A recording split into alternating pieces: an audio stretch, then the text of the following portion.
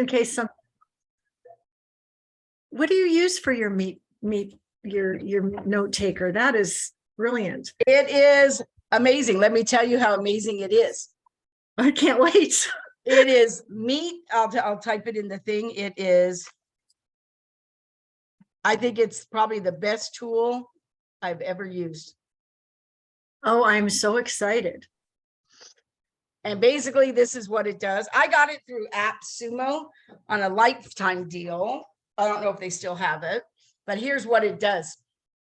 Any of your meetings that you set up that have a Zoom link on your calendar, like anything that's in your calendar that has a Zoom link, which means, like, obviously, if it's my call, I can hit the recorder, right? Anytime I want, right? But I can't record things that I'm not, but that's why it comes up to tell you that I'm recording it so that I'm not doing anything, whatever. But it records all the things that I'm on that I'm not in control of the recorder. However, more than that, but wait, there's more. It records every workshop I sign up for, every single thing of all those things you register for. It records all of them for you, so I never have to go. And it records them all, and it doesn't just record them. It records them, transcribes them, and sends me a bullet pointed summary of them. And not only that, but when you go to the thing and it tells you on the side where you see the transcription, so you're reading the transcription and then you get to something, you're like, oh, wow, that's kind of interesting. I think I want to learn more about that. You click and the video automatically goes to where that is. Wow, this is such a blessing to me. I am so excited. I'm going to look into it right away. Yeah, I have to tell you, like, I could show you, like, today it recorded like 8 things for me. So you don't go to webinars or masterclass? No, I can't say I'm going to webinars. Well, that's not true. I'm going to go to your guest podcasting one tomorrow. Like, I go to it if it's something I want to do live that I might want to whatever. But if it's something that, I'm just going to be honest, if it's something that I don't know and you have to, you know, it's an hour webinar, and for the first 10 minutes, hi, I'm from Dallas, and oh, who do we got? We got somebody from here. And then for those of you who don't know me, blah, blah, blah, blah, you know, and then like they're going to share with you 3 things. It takes them a whole hour to tell you the 3 value pieces they give you. I could just read that in the summary and it falls under that was a meeting that should have been an email, kind of like, you know what I mean? Oh my gosh, that is, I just love the truth smack that you're bringing about your point. But sometimes I really do. Like, you want to know a super, oh, and then if there's other people on that call, when you get that summary, it tells you all the people who are on the call. Who was on the call? That's so cool. So I love it. So it comes up with this thing that says, I'm recording this meeting for note-taking purposes. So you're not doing anything slick. They see that you are. But when I bought it, I paid $69 for life. And I get 100 hours of recording a month. I was just asking, this is a funny thing. 2 of my clients have broken their arms. One of them fell down a flight of stairs, sad situation. And the other did some silly thing and he's got a pin in his arm and he can only use one hand. And they've both been complaining, like, how do I do my job? And I said, well, you need to get one of these AI note takers so that you don't have to do it. He says, well, which one should I use? And it's like, I have a friend that uses Firefly. I don't actually know what that one does, but I use that. But I really like this because, like, I like going into the dashboard. Oh, and what I also like is, since it reads everything from your calendar, it puts in all your meetings, but you can go to it and there's a little slide bar. So if it's one that's my meeting that I don't need to record, I just take the slide bar and say, don't record that one, because I know I can record it on Zoom myself or whatever. But I kind of like the summary, though. I really do like the bullet pointed summary for me. I love it. And I also like if you're doing deals, like you've got all these writers that write for your magazine and you do all these alliances and stuff. If you have a conversation with someone, you have a record of what was agreed to. So if somebody I mean, you hopefully believe that people are going to do the right thing and make good on the commitments that they made. But if they didn't, you could say, hey, you know, on May, whatever it was, we talked about blah, blah, blah. And I know, I love that too. But like, I think it's so funny because like when I went into every day, I go in and I see like what things it did. But like today, it did this podcast pitch training. It did this Instagram class thing. Yesterday, it did a how to build a network. It's doing a how to make that medium, you know, that medium.com, you know, like whatever. How do you go through that and do it? I've got and it's got like so then you get to be very discerning about what you're going to spend your, even if there's 3 things that are recording at the same time, it'll record all 3 of them. okay. And you have access to it all and you can breeze through it. Want me to share screen, show you what it looks like really quick? Sure. Yeah. There you go. I keep it up on my thing all the time.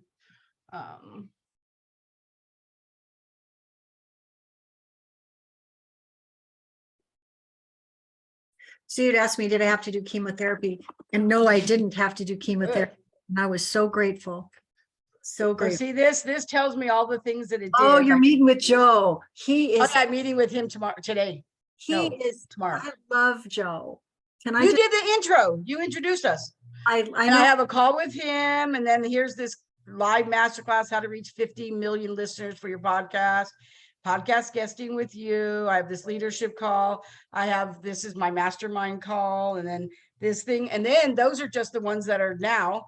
And then this actually literally tells me, oh, upcoming. And then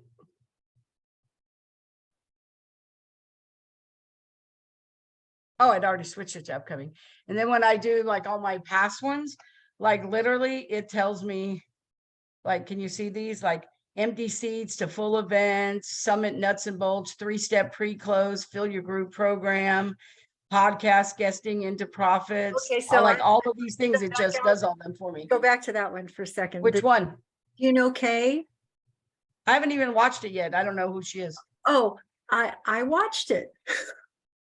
Was it good? Or are you going to tell me not to waste my time?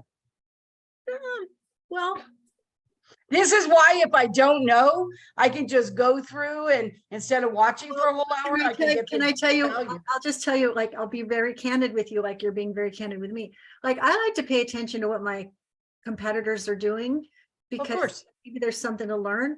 I like to see how they show up. I also like to notice how many people they sign up. You know, sometimes they say, oh my gosh, thousands of people signed up for this. And then you see who's in the chat and there's like 25 people. So she had 25 people live on the call. And the one thing she didn't do very well, I think, leading up into her training is she didn't qualify people who it was for. Because when people and well, you want to know this. So when you said that about her, so I clicked on hers. So see all these people, I can click on each one of these people and it'll take me to all the people so I know who they are. Oh my gosh, show me that. So see right here. So like I can, like it'll tell me who all the people were that went, and see like here, it'll tell me who all of them were. And I can view that whole meeting. Okay, so that shows that she had about 25 people there, right?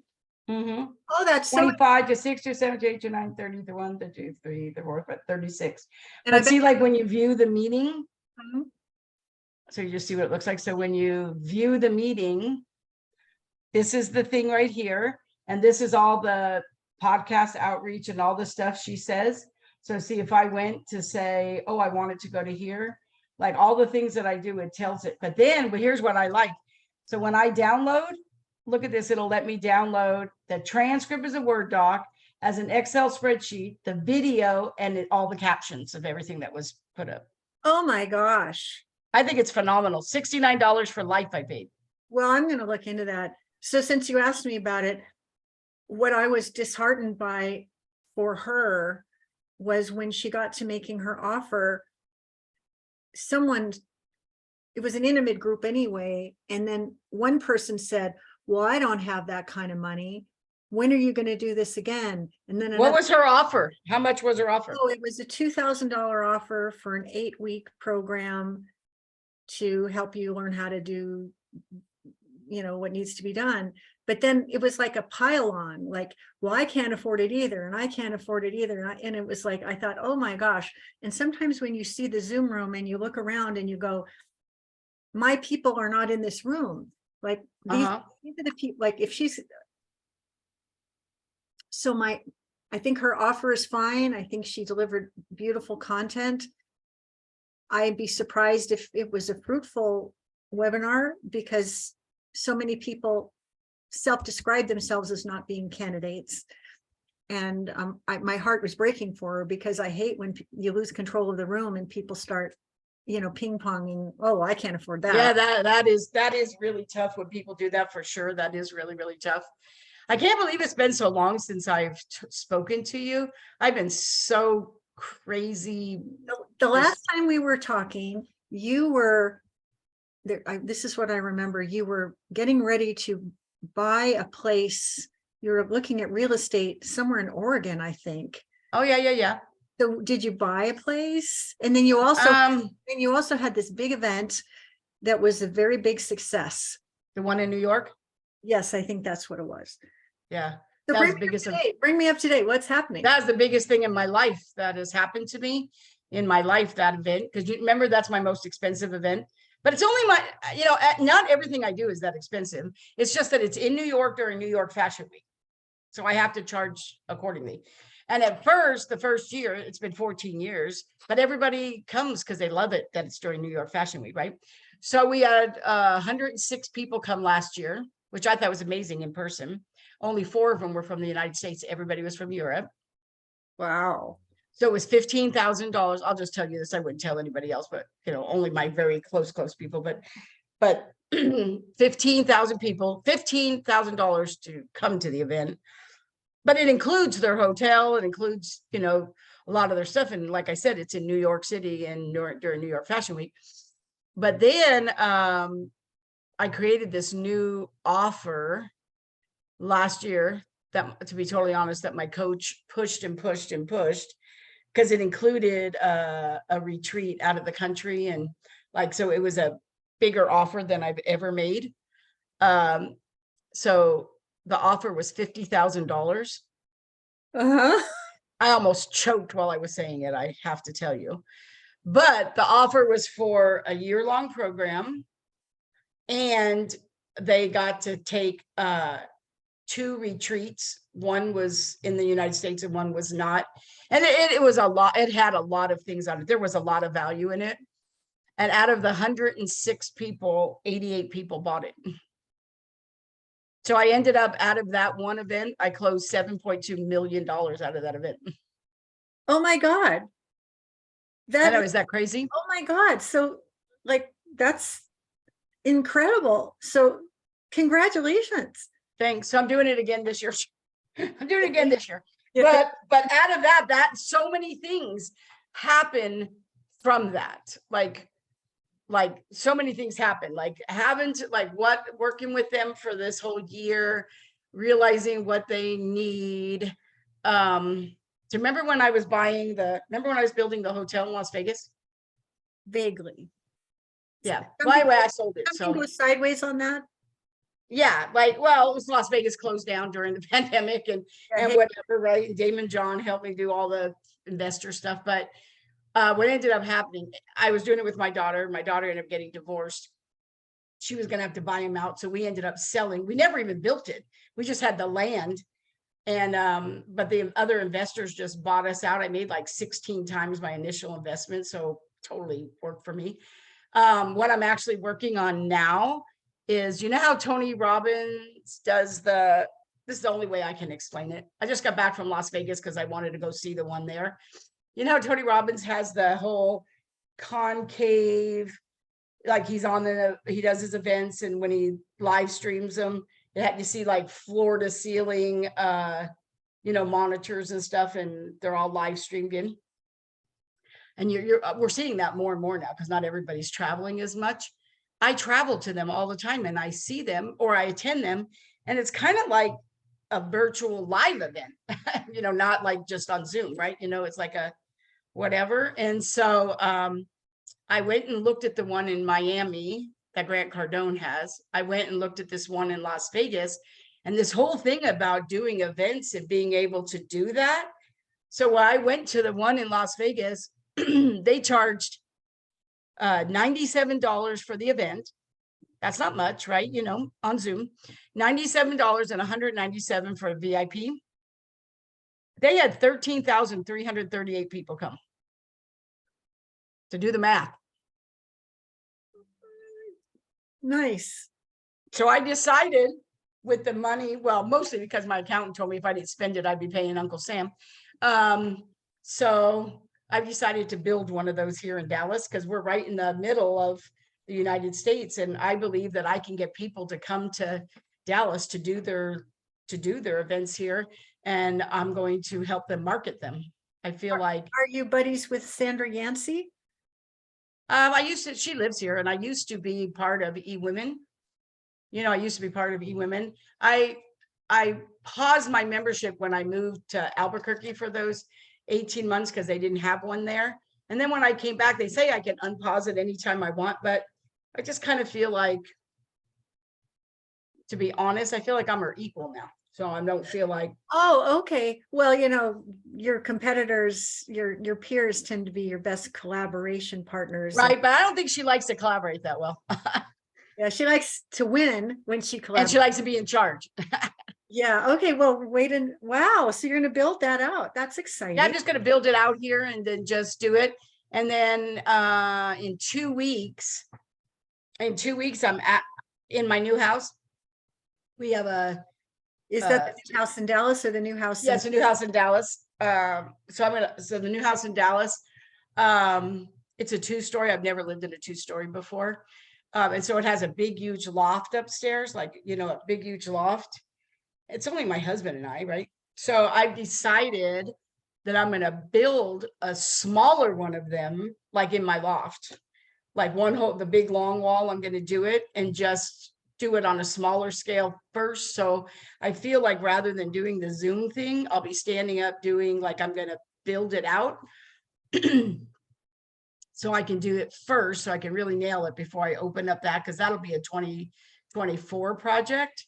But yeah, so that's what I kind of want to do. So I feel like everything I've done so far has led me to where I am now. I just feel like that the magazine, we have 187,000 subscribers to the magazine now. I have to tell you, Nancy, I'm so disappointed this was our 5-year anniversary, and I wanted to hit 200,000. We didn't quite get it. We only made 187. Not that I'm complaining, but whatever. But I have decided to do something that I've never done before, which you do so well, which is one of the reasons why I felt like you could guide me. I'm not asking you to do tell me anything what you want. Let me see if I can help you. What do you want to do?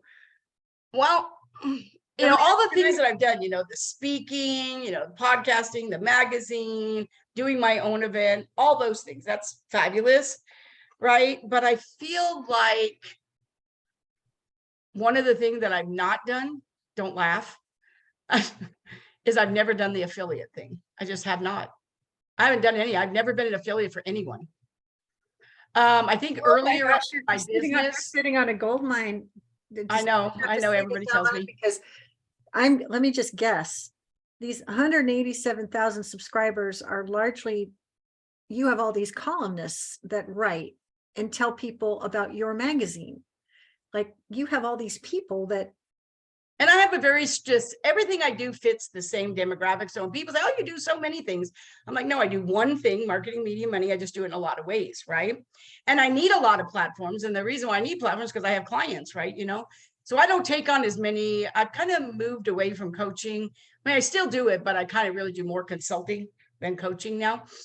And so I just kind of feel like, so I got to know Mark Porteous, love him. Love. I just signed up for Michael Neely's Infinite List thing. Oh, okay. Are you part of that? No, I'm not. But he's a good guy. Yeah, so I just signed up for that. I actually became it's the first thing I've ever been an affiliate for. But I'm trying to get, because here's the thing, I'll just tell you the good, bad, and ugly. So in my earlier days of business, I just didn't, for the simple reason that I built my business through networking and I built my business through collaboration. And I just didn't feel like people had to pay me to do it. Like if you wanted to be introduced to somebody, or you wanted, or your product was great or whatever, I just would share it because I just would. And I didn't want money. It was uncomfortable for me. And because I wanted to be able to say to people, when people say, are you telling me that because you're making money? I want to be able to say, nope, I'm not getting a dime. Like it was super important to me. And Jane Duber, my friend, would say, oh my God, Patty, you leave so many money on the table. I'm like, I know, but I don't need that money. Like I'd rather make my money the way I do and stay in integrity and not ever feel like I'm telling somebody about somebody's thing myself. But what happened? And then the one time I tried to do it, I got burned in a way. I literally did it. And this girl came back to me and said, Patty, we had more people sign up through your link than we did everybody else's. I was like, awesome. She says, but I said, there's a but there. I mean, like, why would there be a but? She says, but I know how big your list is. And I just thought there would be more. Oh my gosh, people say. So I said to her, I said, well, why would you think that? You told me that you were looking for people who had a list of 5,000 people. I always say, I'm not sending anybody to my whole list. Do I look like I'm an idiot? What I say is how I feel like I could serve you is to say, who is it that you're looking for? I segment all my lists. So tell me who you want and I'll send it to 5,000 or whatever of the people that meet that demographic. Like that's what I'll do. And that's what I did. But she thought I was going to send it to like 100,000 people. I was like, are you out of your mind? So that left a super bad taste in my mouth. And I said, okay, I'm never doing it again. Okay. So that was going to be my follow-up question. The Audacity. Yeah. It's like, oh my God. Oh my God. Like, really? Yeah.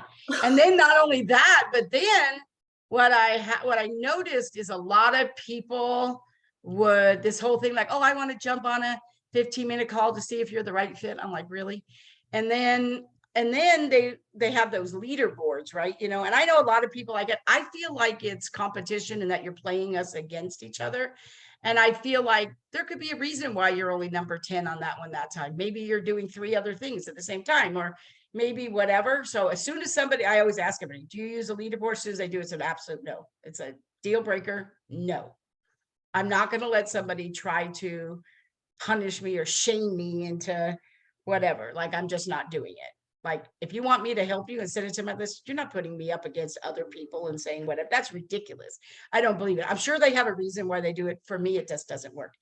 So that all left a bad taste in my mouth. And so I said, no, I won't do it. Like, I don't need to do it. Well, you know, so here's something. Can I just? I do want to hear what you're thinking, because a couple things have happened and I'm thinking about rethinking it. And I thought, who do I trust that I know will tell me, like, and who I know does it well? Because I know you do it very, very well. Oh, thank you. Well, I want to say that you truly are in the catbird seat. You, Patty Farmer, are in the catbird seat because over decades, you have built relationship capital with so many influencers. Your Rolodex is like a wagon wheel of amazing people who would say amazing things about you when you leave the room, right? That's true. So what you get to do, if you decide that you want to invite JV partnerships into your world, is you get to set the terms, you get to set the tone, and you get to collaborate with people who meet your criteria. And so I want to give a nod to Mark on this, because he talks about the importance of attracting your soul tribe. And we've heard that comment from many people, but you know how there's some people that, oh yeah, Jane says he's the real deal. He is. I love him. But I joined his JV thing. I joined his JV directory. And then this is kind of funny. You'll think it's funny. About a year or so ago. So I joined, it was like $297, whatever. So when the year came up, they kind of did their thing about renewing. Mhm, I didn't renew. mhm. And they came to me and said, can we ask you why? And I said, because it's just an affiliate thing. Like that's all everybody does. And they're all hitting up the same people. Everybody's in there. We're all hitting up the same people. And when you go to the directory things that they do, like the little things, I have to tell you, I think I'm going to scratch my eyes out by the time I listen to all those different people give their pitches, right? Their elevator pitches. I like, oh my gosh, I just can't stand it. It's painful. So Patty, I'm right there with you. And so here's a strategy for the JV directory. I think it's once a quarter, they do a by invitation only Oh yeah, network. he invited me. But this is the one for people that have 6-figure or better businesses and lists of 10 grand or more. Those are the ones you go to. Oh, are those the only ones you go to? Well, I'm pretty close with Mark, and I'm pretty invested with Mark in a lot of ways. So I do more than that. But for you, if I were you, I would only go to the VIP ones, because you want to be expanding your net. I don't mean to suggest anything. You can just say it how it is. You don't have to watch what you say.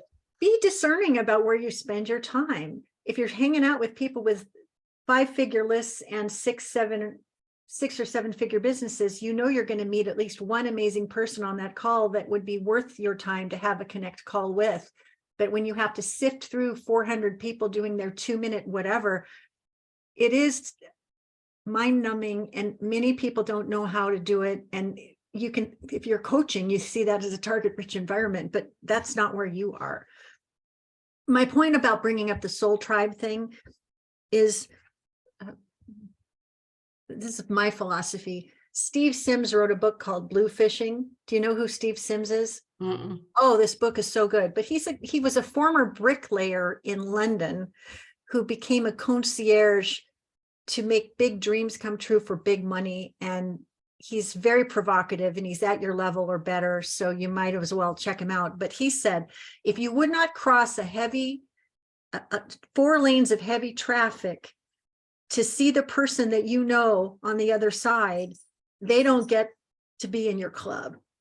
It's like, I love this. Would I cross 4 lanes of traffic to see you if I was in the airport? I'd say, oh my God, Patty, there you are. Like, yeah, like, when you know, and you also know when you know. No, I think that's true. But I think you really do a lot of work with Tom Poland, right? We're excellent partners. I love him. I do like I him. got to tell you, his stuff is so salesy. Well, I'll tell you why I like him. Okay, good. Tell me. I feel like I'm missing something. I'm like, what am I missing? Well, we can talk. You can turn the recorder off if you don't want it on recording. It's okay. It's okay. I'm just gathering my words. Tom Poland, I got introduced to him, and I was impressed by his presence. And so we got on a call, and he said, I want you on my podcast. I said, great. And I thought, okay, I'm going to be the best 7-minute guest he's ever had. Yep. And I'm going to bring the value, and we're going to have a great time. And we had the best 7 minutes. And when the microphone went silent, he said, I like you. We have very similar ways of showing up. I think we should play together. He says, I'm going to put your list through my JV Juice algorithm and see if maybe we could be a match. And then I immediately go to shame and worry that maybe my list isn't too cool for school for him. And he said, that meant you had to give him your list? No, he takes, let me give you the back on that. He worked with some developer to create this cool little, I don't even know what it's called. It's like an evaluative tool where he can enter your website into this evaluative tool and instantly know whether you can send him 100, 200, 300, or 400 registrations for whatever he has coming next. He paid big bucks to create this tool. And so he says to me, I'll put you through my JV Juice. And I immediately think to myself, oh gosh, I hope I make the cut. Because, you know, you wonder, like, I don't know what's going to show up. He says, oh, it looks like our lists are very compatible. I said, well, why don't we take this out for a spin? I'll support you first. And so I went ahead and supported him first. And I sent him like 300 opt-in registrations. And several of my people bought his high ticket, whatever it was. So that was a win for everybody. And then he says, well, I'll return the favor. And then he returned the favor. And then what ends up happening after you do a nice exchange, you get on the phone with them and say, well, how was it for you? How was it for you? Did we enjoy it? Did our people enjoy it? Did people buy? Blah, blah, blah. And he says, well, I've got 3 more people I want to introduce you to. And so then he introduces me to all these people in the United Kingdom and places that I've never been who have influence and whatever. And then I end up making deals with those people. So as a person who has you have an excellent, what do you call it? You have an excellent network, and you're always looking, I'm guessing, to expand. I was on his show. Yeah. And he asked me to actually do something with him, but I told him no. So, yeah. That's what I tell everybody, though. I just say, oh, I don't really do the affiliate thing. Now, let me tell you, are you going to the podcasters tour? I mean, cruise? Oh, that I am not doing. Can I just be a girlfriend with you and tell you You so can. that being on a cruise ship with a bunch of JV partners and podcast guests and hosts would be like hell for me. Like Really? I'm just so introverted. Like being held captive on a boat with a whole bunch of people. That's, even though I'm the nicest. Which I have to tell you, I have never done it before either. And I kind of thought that same thing. I will say I'm really a little nervous about doing it. I did it. But I'm actually bringing a really, really close friend of mine with me so that we can be there together. I don't really care about, I actually really don't care about the places that we're going, and I'm never going to be in a bathing suit in front of anybody and then laying by, like, that's never going to happen. So I'm kind of really thinking about just who am I going to meet, whatever. But yeah. it's Michael Neely's. And one of the things that happened was, as I met him, we got on a call. So I got on a call. So he's doing this thing called the infinite list. Okay. So this is what I'll tell you about it. I don't know how I'm going to make it work, but whatever. Anyway, he has this new thing, and it's called the infinite list, where you do giveaways, not interviews. So they're not interviews. They're not, you're not having to do any interviews. You just do giveaways. And God knows we all know people who have giveaways, right? So what happens is you pay $100 a month, and you get to go in the back end, and there's like all these giveaways, and you get to go in there and say, oh, this one's my demographic, this one's my demographic, whatever. And then you sign up for the ones you want. And because you're a member of the infinite list thing, you get to be a featured person on their giveaway. And you just pick the ones that you want. But why I did it, here's the reason why I didn't. I actually signed up for the whole year. Kind of sorry I did that, because you don't have a contract, and you could have done it. I might have should have just jumped in, but I jumped in full thing because he told me that for his clients, he produces these giveaways. And that if I did, he would literally, because I paid for it a year in advance, he would produce 2 of them for me in the year for free. Like his company would. Just like the finished report that looks pretty that people can opt in to go and get. Is that what? No, meaning I could have my own marketing media money giveaway, and on the back end, he'll do all the production on it, do all that stuff. You know how much that costs? And I don't know how to do that. Oh, okay, cool. Like, you know what I mean? Like, I don't know. Obviously, I have never, not to say that I couldn't hire somebody to do it for me, right? But he literally does that for you. That's included in the price, that he would actually literally do it all for me. And I'm like, oh, well, I've been wanting to do like a marketing media money one, would be really great. And it's not a summit, since it's a giveaway. I mean, I know lots of people that I could be promoting their things. So I said, oh, well, I'll sign up for that. And it's a good list builder, right? It's going to be a good list builder. So I said that I would do it, and I got a whole bunch of bonuses, whatever. And because I signed up for it under Molly Mahoney, she gave us a whole lot of things. Now, I have to tell you, I think Molly Mahoney is so smart, really, really smart. But I'll tell you, just between you and me, she's overwhelming for me. She's her like pretend cruise, and her. She's like I love Molly. She's a friend, but I am the absolute opposite of Molly. And so I was actually using Molly as an example during one of my calls the other day. I said, listen, I love Molly. She's a very dear friend. She's wildly successful. And I learned a lot about Chat GPT from her. And I'm just letting you know that. I said, but I'm never going to start a sentence with dude, let me tell you. Da, da, da. And so I have to tell you, I'm not even an introvert. I'm not an extrovert either, like people think I am. But I have to tell you, like, I tried getting on one thing of hers, and after like 10 minutes, I couldn't deal with it. It was like too much for my personality. Like, I was like, oh my gosh, that's like too much. Although I think she's really, really brilliant.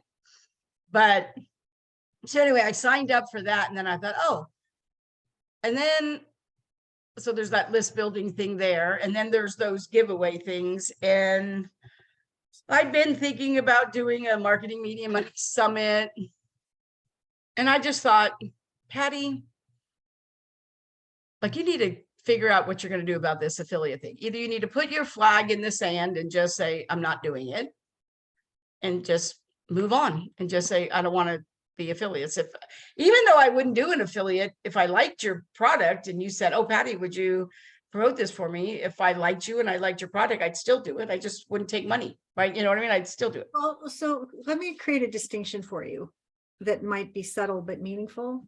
Oh, good. I could use a mind shift here. I know that I'm stuck in this spot right here. There are people that love to make money, mailbox money. They're affiliate marketers. They like to affiliate with things that sell so they can make money. That's I hate that. That's their primary aim. So you are not an affiliate marketer.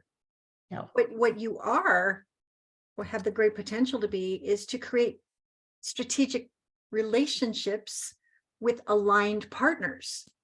There's a difference between being an affiliate and being an aligned partner. So I feel like when I'm an aligned partner with people, it means that I put you on my podcast, I let you write for my magazine, I put you on my stage, I promote you, I do all those things. I just don't get money for it. Well, but why is that? I mean, here's the thing. If we've taken off the table affiliate marketing, because that is so not who you are. So let's just be mindful of the words we're using. Affiliate marketing is not Patty. No. Patty is a relationship builder. Patty is a leader. Patty is protective of her community that she's built. She professes her love to her community by demonstrating value and making powerful introductions that bridge gaps perhaps not met by your own offerings. We're all good at everything, some money, media, and marketing. You're good at all those things, which covers a lot of ground. But Michael Neely has something that you don't have, that meets a need that you have, that may meet a need that somebody else has. And you like him, you trust him, you have a relationship with him. So you're creating a strategic partnership with him. And something, I'm suck at math, but I'm just going to say, if you have 100,000 people that read your magazine, or 100 people on your opt-in list, or whatever you've got, and you want to advocate for something that is good, that you've used yourself, that has delivered results for you, that you can heartily and without hesitation recommend, then you can say, I use this, I love this, this is what it's done for me. I'm introducing you to this resource who does this kind of thing. And because I've invested in that program, know it's good. I know it'll be good for you too. Click here to learn more, or click here to get the goodie. But if you use an affiliate link for that, that affiliate link will be cookied to you. So when they move upstream and decide to become a client, you get rewarded for it. And if you want to be really transparent about it, you can say, I advocate for a jewel box of very specific products, programs, and services that bridge a gap not met by my own offerings. I put them through the test. They've earned trust with me, and I'm giving you the opportunity to learn more about them, just like they do on the Today Show. If you buy the steals and deals while you're watching the show today, recognize we have an affiliate relationship with Oprah's Cozy Sheets or so-and-so. But if you're transparent about it, then you don't have to feel like it's dirty money. And you know Tad Hargrave? Do you know Tad Hargrave? He's got a company called Marketing for Hippies, and he's the least hypey person you'll ever meet in your life. But he says, I recommend this product, and here's why. I've used it. This is a clean link, and this is an affiliate link. Either way, you will pay the same. I'll just get a little treat if you decide to buy my referral. And he says it just like that. He's very transparent. And people say, well, I want to support Tad. He's really helped me. I'm going to buy with the affiliate link. So what I would do if I were you, I mean, just to give some thought to it, first off, if you're not doing affiliate marketing ever, it's not happening. That's my guess.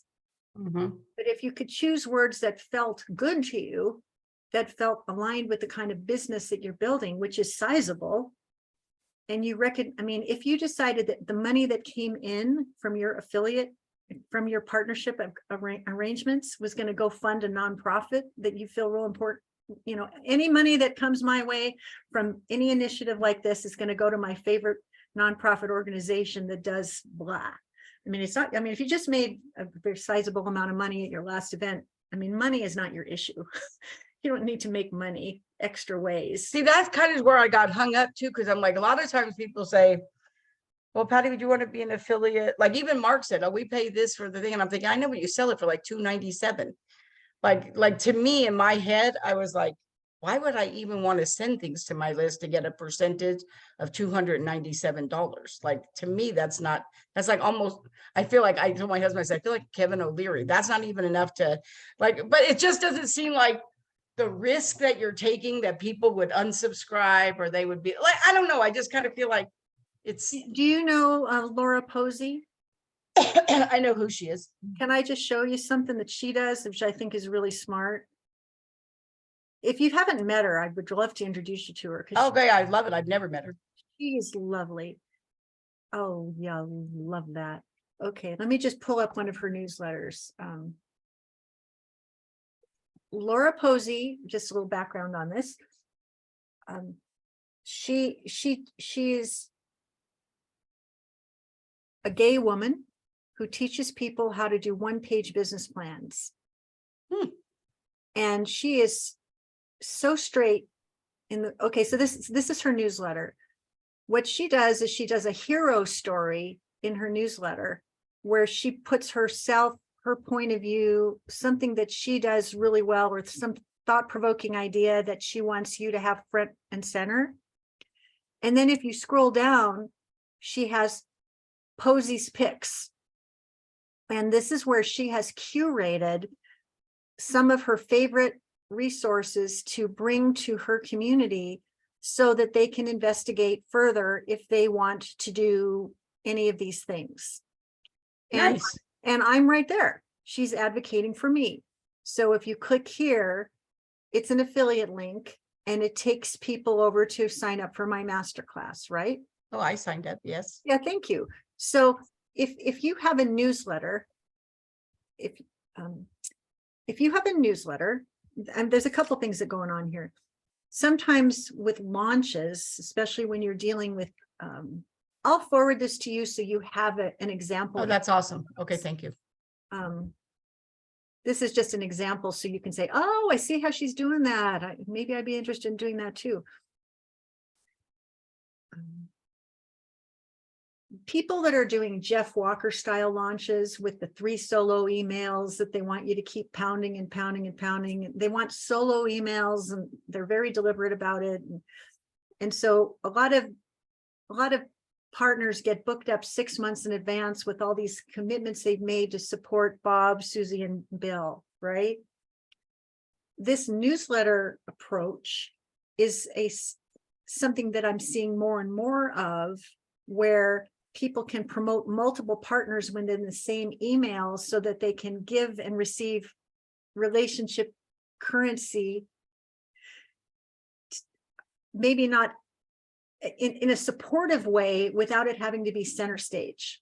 I know. I really liked, I want to type it in the thing. I really liked the way you said, it landed well with me. The way you just said that fills a gap. That bridges a gap not met by your own services. That's a really good line. Thank you. That's fill Bridges A a gap, gap. bridges a gap not Oh, met bridges. by my own products, programs, and services. Bridges a gap not met. Oh, I like that. Thank you. Because that sounds like you're being of service. That is all what I'm doing. I know, but I mean, like, Yeah, no, but I mean, that's what that sentence would make me feel. Bridges a gap not met by my own services. and when so what you could do strategically before you say yes or no to anybody, and can I just do a little sidebar on this for a Oh, second? totally. So one of my clients in my Broadcast Your Brilliance bootcamp has a multiple six-figure business that she built organically without joint venture partnerships, and she's ready to scale up.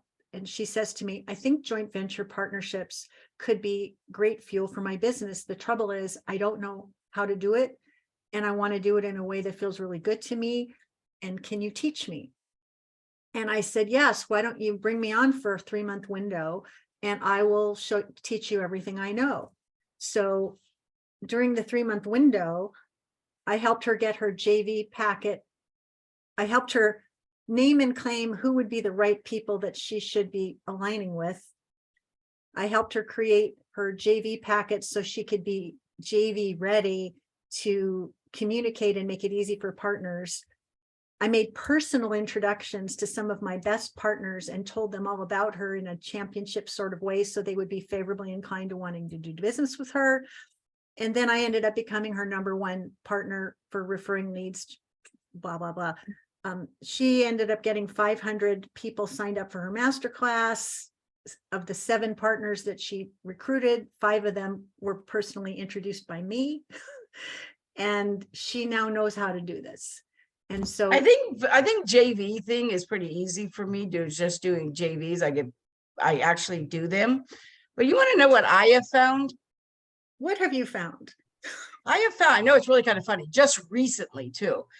I realized for myself, like I always knew, but I realized for myself that there's collaborating and there's JVing, right? And part of the thing for me when I would JV, it always was like 2 people bring something to the table. Like, I do marketing, somebody does copy, they write the copy, I do the marketing. Like we each bring something to the table and we do something. I do that all the time. And it works really, really well with me. As a matter of fact, the very first thing, every single thing I do is like, oh, if I brought such and such in, who would I need to bring in that would make this get to the marketplace faster? Right. Like, you know what I mean? Because I know where my roadblocks are. Right now, I actually have probably logged about 1,200 hours on ChatGPT myself. So even though I use ChatGPT for everything in my business, I use it for everything in my business except my social media posts and writing my articles in the magazine. Because I feel like I'm in marketing and I don't want people to think that ChatGPT writes my stuff, not me. So I don't allow ChatGPT to write any of my content. But I use it for everything, for a lot of other things. You know what I use it for the most? What? I just love sharing this. Every time I share this, people are like, what? I'm like, yes. What I do is every week when I go to the grocery store, I take my grocery list and I put it into ChatGPT, my grocery list, and I say, based on this grocery list, will you make me a 7-day meal plan? And it creates a meal plan. And then I say, can you give me 3 recipes for each one of those? And it gives me recipes. Oh my gosh. So I'm going to tell my husband about that. He's going to be very excited. But I mean, I use it for a lot of assistant type things, whatever. But with that said, so I like doing that kind of stuff. Here's where I found that I thought I liked it and realized that I don't like it, but I realized that it was because of the way I set it up. So here's what I found. People want to collaborate with me all the time. Like, I can't even tell you how many I get, right? But here's what I find to be true for me. I'm not saying for everybody, for me, that when I collaborate with people, what seems to happen is that I do all the marketing, I come up with all the great ideas, and I do all this kind of stuff. And then when I see what they're going to bring to the table, like they're just going to do it with me based on me doing everything. And then they get half the money. And all of a sudden last year, I thought to myself, well, if I was going to do that, I would much rather just pay them to come speak at it.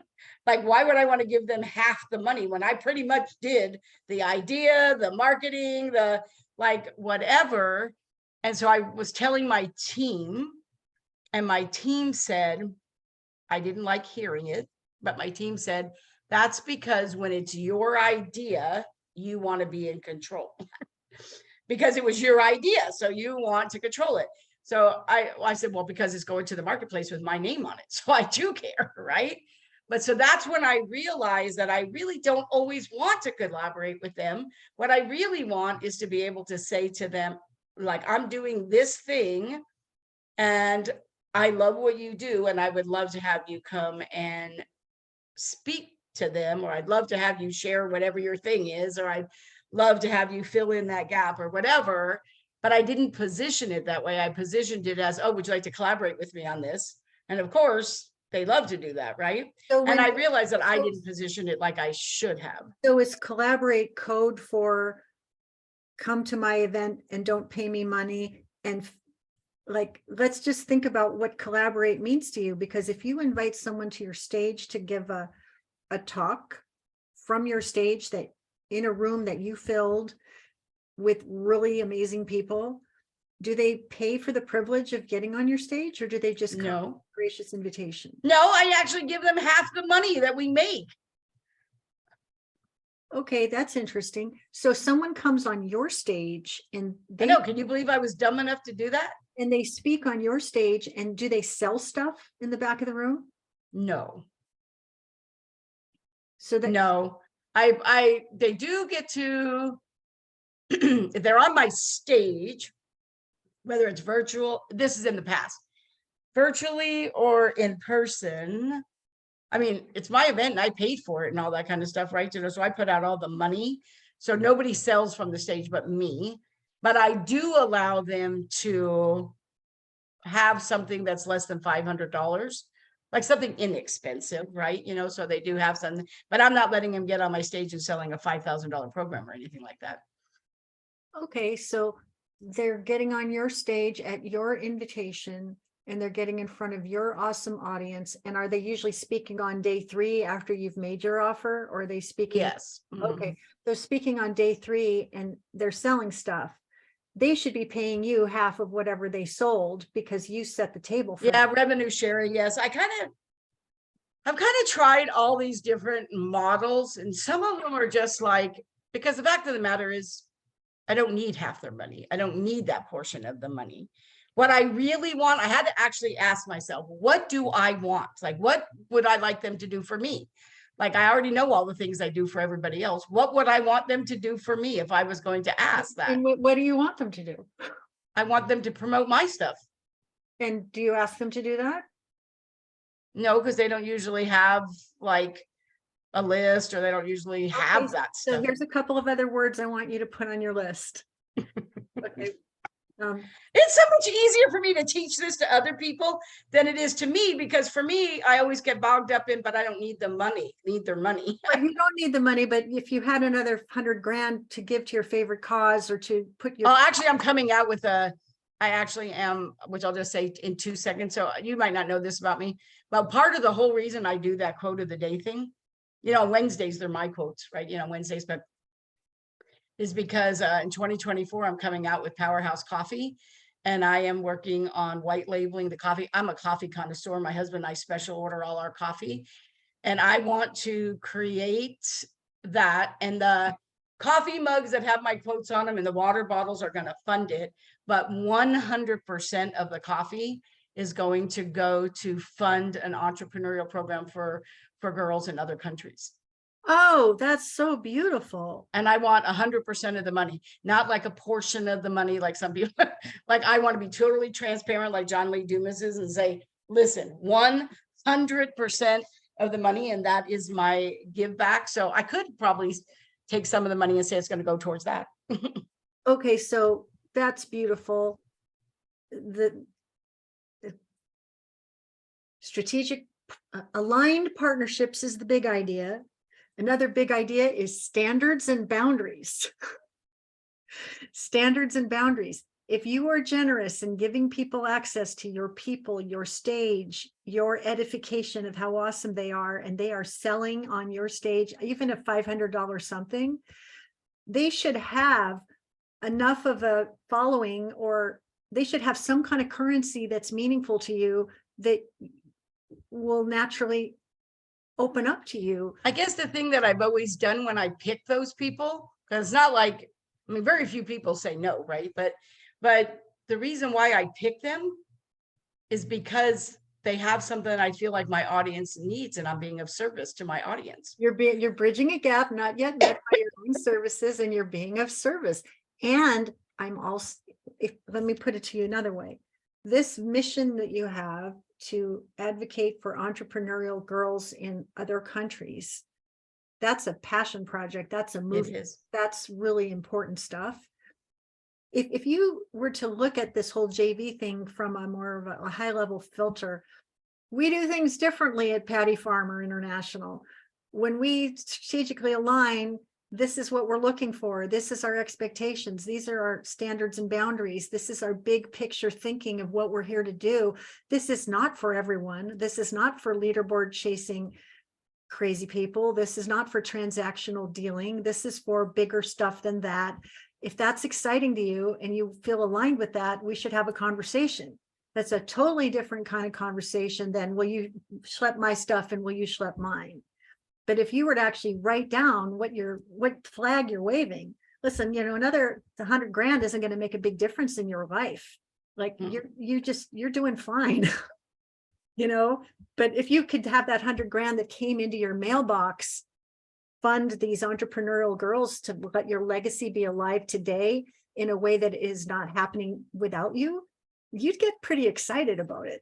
But no, I do. I get really excited about that. I love that. I want to create that. I just feel like, and I want to show motivated by money. If it's not the money, then don't let it be the money. I want to show you, because I did this myself. You've probably been here before. I don't know, but I think one time I saw this thing. I don't know how I got the link to it, but it was like some kind of thing about your JV people. And it was like, you literally talked about all the things that you did. And here it is. It's my partner with Nancy Page, and I probably need to revisit. But can I just tell you the truth about this? Yes. I'm a really nice lady and I'm easy to underestimate.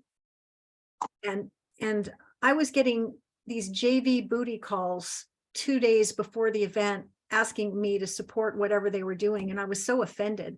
And I thought, why don't you treat me like you treat all these other big wigs? And I thought, I'm going to create a page which lets people know that I'm for real. So, and you can go to partnerwithnancy.com, and your note taker is going to pick this up. But I basically say partners rave and I keep very good company. And then I share what I've done for other people and what they say about me in a long string of awesomeness, right? I think there was Debbie and Mark and Christina Hills and these nice people, all these nice people. That goes on for miles. And then down below, which is not your jam, but I basically let people know I've been at this for over a decade and I've been pretty persuasive. And so what I've discovered, and you can read this when we're not together, but when people say, I want a JV with you, Nancy, I'll say, well, why don't you take a look at my Partner with Nancy page first to make sure that we're a fit. And then we'll see where we go from there. And when people go there and they see that, they realize, oh my gosh, she's not the kind of person we do a JV booty call with. She's the person we should give adequate notice for, so she can give us her all in effort. And we're going to treat her differently because she's different. And I like that.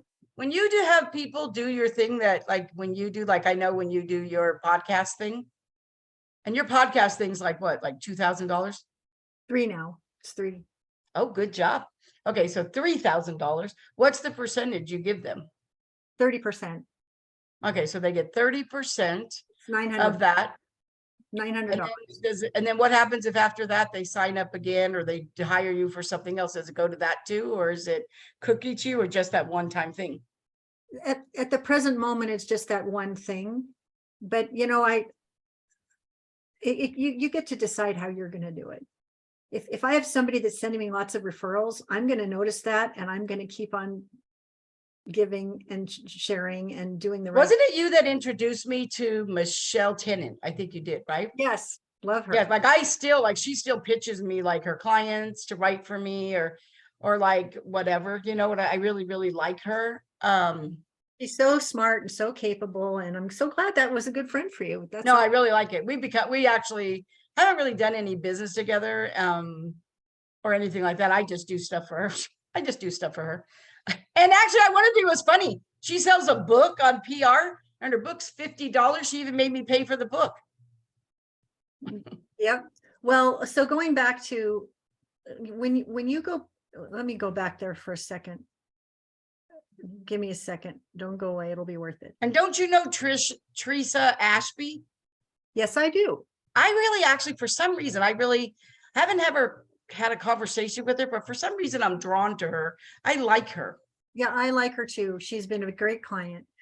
Here it says here, here's some of the factors I consider. Win, win, win. You have a list of at least this size.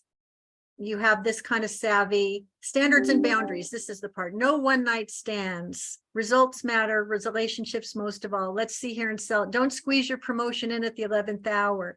Like, these are the things that were like driving me crazy and getting on my last nerve. We joint venture with partners with offers that truly serve my community based on results. This is what they're interested in. We pay our partners like clockwork, so they never have to ask for timely payment, because I hate to have to chase money. Our opt-in pages are attractive and well-written. So basically, listen, you may not, this page, partnerwithnancy.com, it's my page. It's worked very well for me in terms of getting people to take me seriously right out of the gate. But you're a seven-figure earner, and you are in the catbird seat. And if you would like to create a partner with Patty page where you say, we're not affiliate marketers, we create strategic aligned partnerships with people that we invite to be behind our velvet rope. And that means that you have to have high standards and boundaries too. These are the kinds of initiatives that we're involved with. This is the kind of mission that we're fighting for. I don't need the money from affiliate commissions, but I use the money I earn from affiliate commissions to fund this mission that I'm on. And my hope is that I can generate millions for it with the right kind of associations. Like, tell them where you're at a very high level, and then you won't be asked to advocate for a $297 thing where you don't you don't care. Like, you know, you just don't care. I know, that's really funny. And I really do care about people who, and not only that, but don't you care about how if you advocate for somebody and somebody that's on your list buys something from somebody else, like, I don't want somebody to come back to me and say they didn't like the way they were treated or like whatever. Like, I want people, just like how I care when I do an introduction, that people come back and thank me, and you know, Well, they're so then you, for part of your standards and boundaries is, while you support people that are just getting started or just getting wings to fly, you apply your support to proven programs with track records of stellar success, you know, or people that have already succeeded that are creating something new, you know. I just really want to work with people. I just really want to promote people who I feel like align with my values and my beliefs, as far as that it's about building relationships, not making money. Like, that's what I care about. Like, I care about that those people want to whatever, and that whenever I do an introduction, I edify people all the time, right? You know what I mean? And don't you want to know that when people are talking about you, that if I was sending people your thing, that I'm telling them how fabulous you are, and that, you know, whatever and stuff. Absolutely. And I just want to catch you on something, because I think it's still a little bit of a mind thing that you're not quite receiving. Okay. I want to make winning introductions, but I don't want to make money. Like I'm just asking you to adjust to, and when good things unfold, my charity blooms. But if you're so tripped up on, I don't want to make money from doing this, what you I think? guess what I really want to say is, it's not that I'm opposed to making money. I just don't want that to be the most important thing, or the reason why I do it. So then say that, you just say that I'm doing this because I've built a platform. There are people in the world that I trust and respect and admire who can bridge gaps not met by my own skill set. I know, that's a great line. It would be a great service to you to make an introduction. I don't do this lightly because my reputation is at stake. Like, be clear why you're doing it. And if it turns out that a purchase was made and money gets sent to your mailbox, that's a blessing. That's a What big, platform do you use to run your affiliate stuff through? well, Money, I mean. I'm telling you that I'm still on one shopping cart. Please don't shame me. I hate technology. I'm still on one shopping cart, but my business isn't that big. There is, and I want to just say something about that. Just personal. I had cancer last year. It was very hard. It was the hardest thing I've ever had to face personally in my life. And I came through it, and I'm grateful. But I'm 61 years old, and I'm building a boutique business serving amazing people for whom I am their teacher, and I can succeed with those people on my bus. I'm not building a 7, 8, or 9-figure business. That's not my priority. If it was my priority, I would have done it 20 years ago. Makes sense. So I love what I'm doing, and I love who I'm doing it for, and they're getting great success, and that makes me very happy. But it also allows me to have a life that, I mean, our motto at home is more life in our years, less stuff in the way, I because love it. we just faced what was really scary for us. I mean, my husband was wondering if he was going to have a wife to hold at night. It was very frightening, very scary. I'll So bet. I'm not like, I get all shamey and blamey about myself that I'm still on the shopping cart. But for the last 6 months, I was dealing with life and death. Is there some shame in one shopping cart? I don't even know what people use. Sometimes people just say, you're still doing that, and you must not take yourself very seriously, and blah, blah, blah. It's like, you know what? It's working for you. It's working for me. And I'll tell you something else too. Jane is a friend of mine, dear friend, Jane Duber. We talk fairly often. Do you hear she sold Magpie? I hear she has somebody that she's selling it to, and I'm very excited for her. Me too. But my point is, Jane and I had this very candid conversation, and a couple of years ago, her mom passed. She was very close to her mom, and she needed to take a sabbatical to grieve the loss, because it was very profound.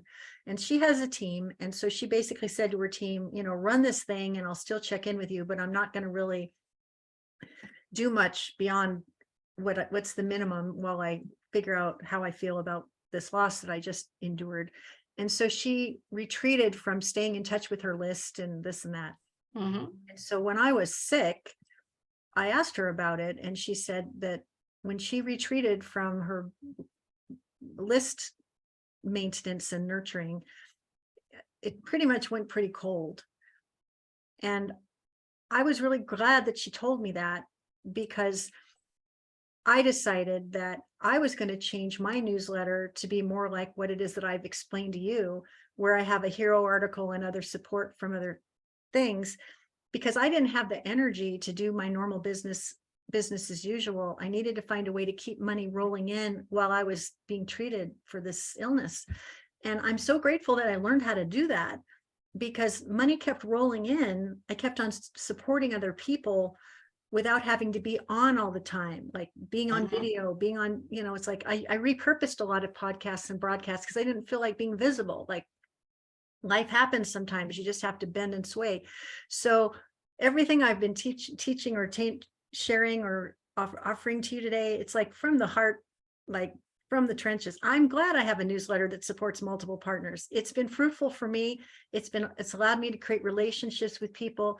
And then when I came back and I said, hey, I'm doing something, anyone want to play?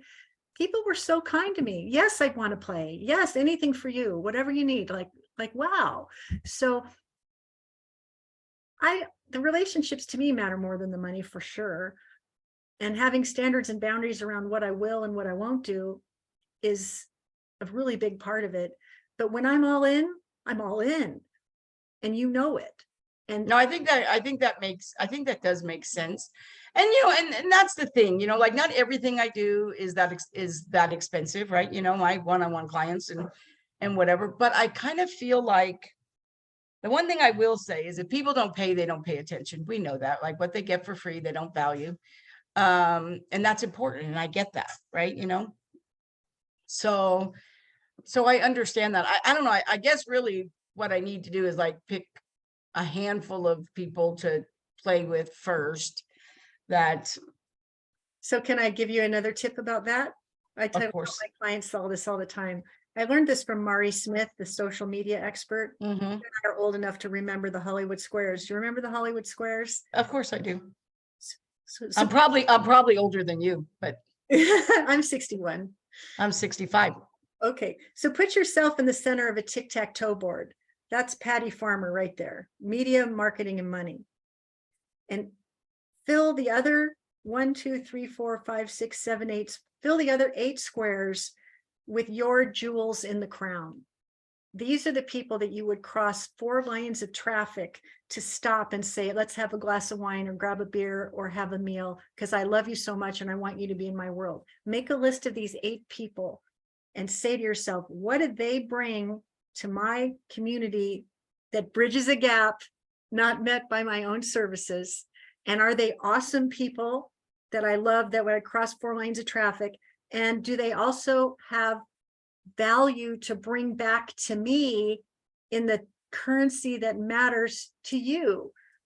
Like, do they have a platform? Do they have stages? Do they have, I don't know, whatever is important to you, but get real particular about who gets to be in those 8 spots.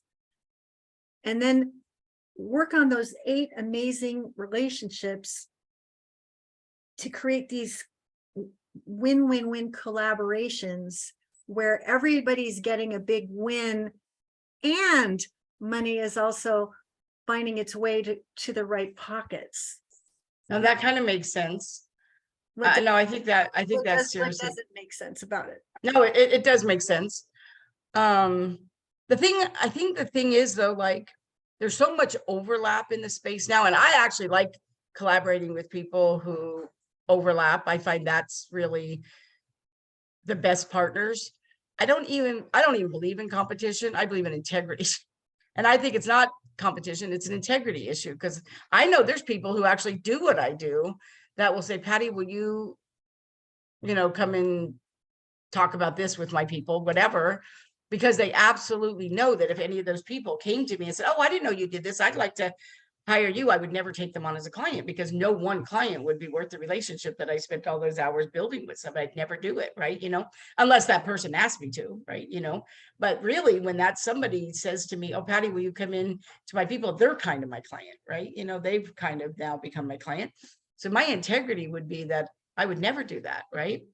But I kind of want that back. Like I feel like for me, I have such a high level of integrity myself. I only want to work with people who also have that high level of integrity. Well, so name it and claim it and spell it out for people. I'll give you an example. I thought this was kind of genius. Maybe I've told you this before. Alex Mondosian, you probably know him, right? Mm-hmm. He's been called the Warren Buffett of the internet. But for a long time, he was teaching people how to sell from the stage.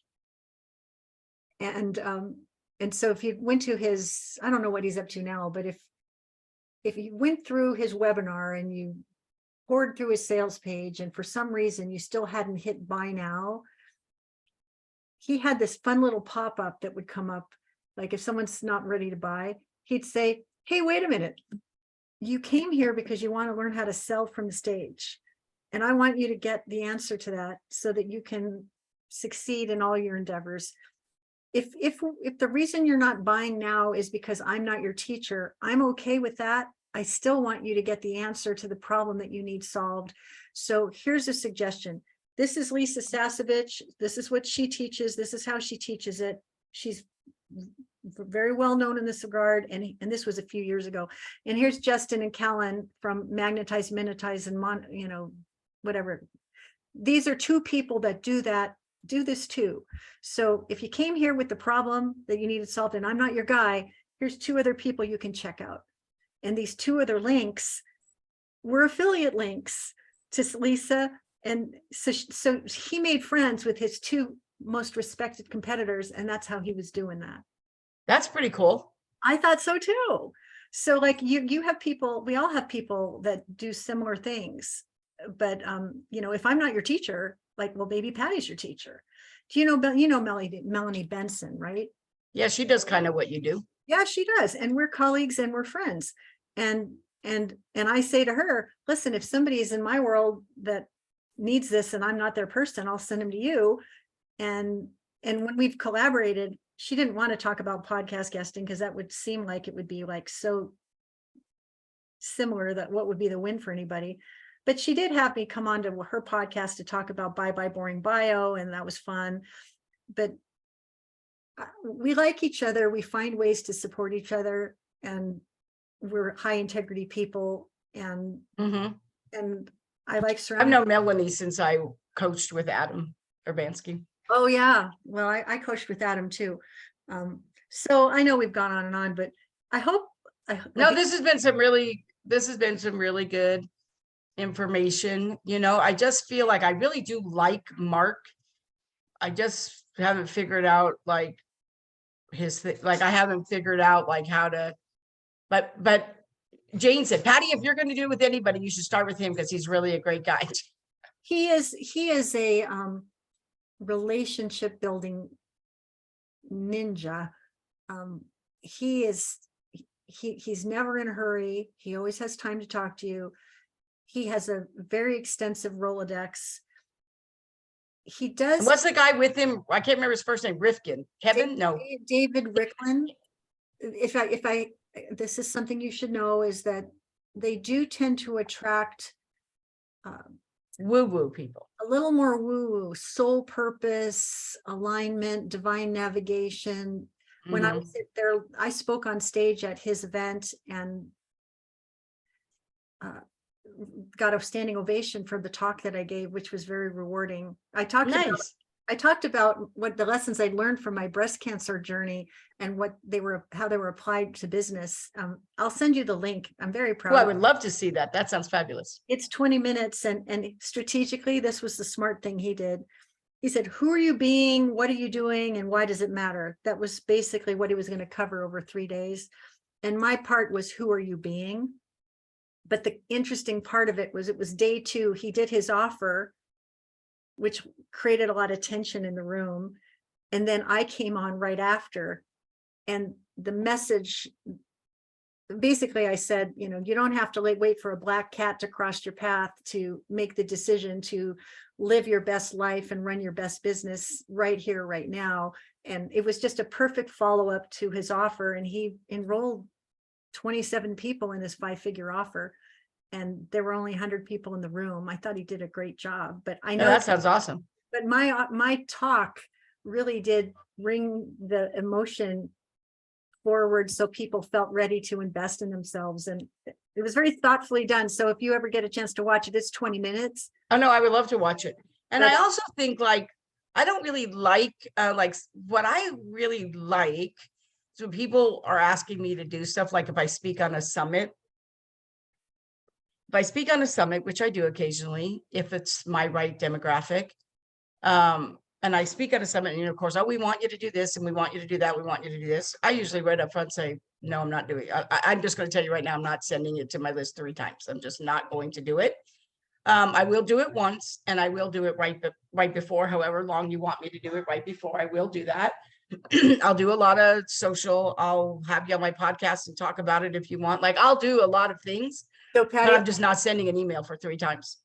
Patty, that's what you put on your JV page.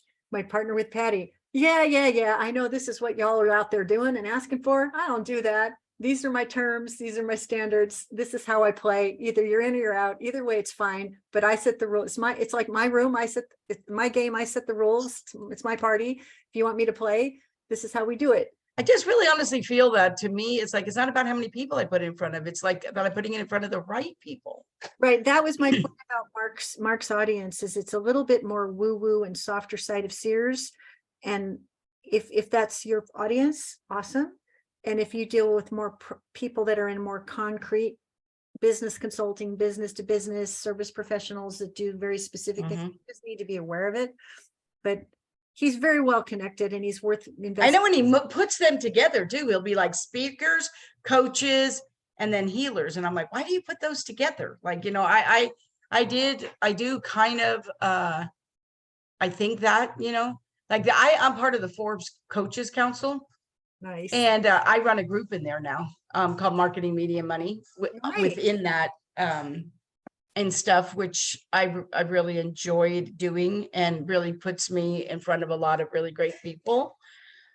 I like doing a lot of different things that are not like I'm not doing the networking group thing, which is how I built my business. Now I'm really, really being very strategic about where I spend my time.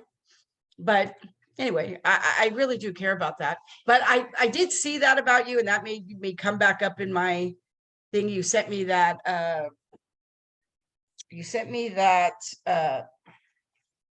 intro to Joe. But you want to know which one I thought was the really funny one? Is the girl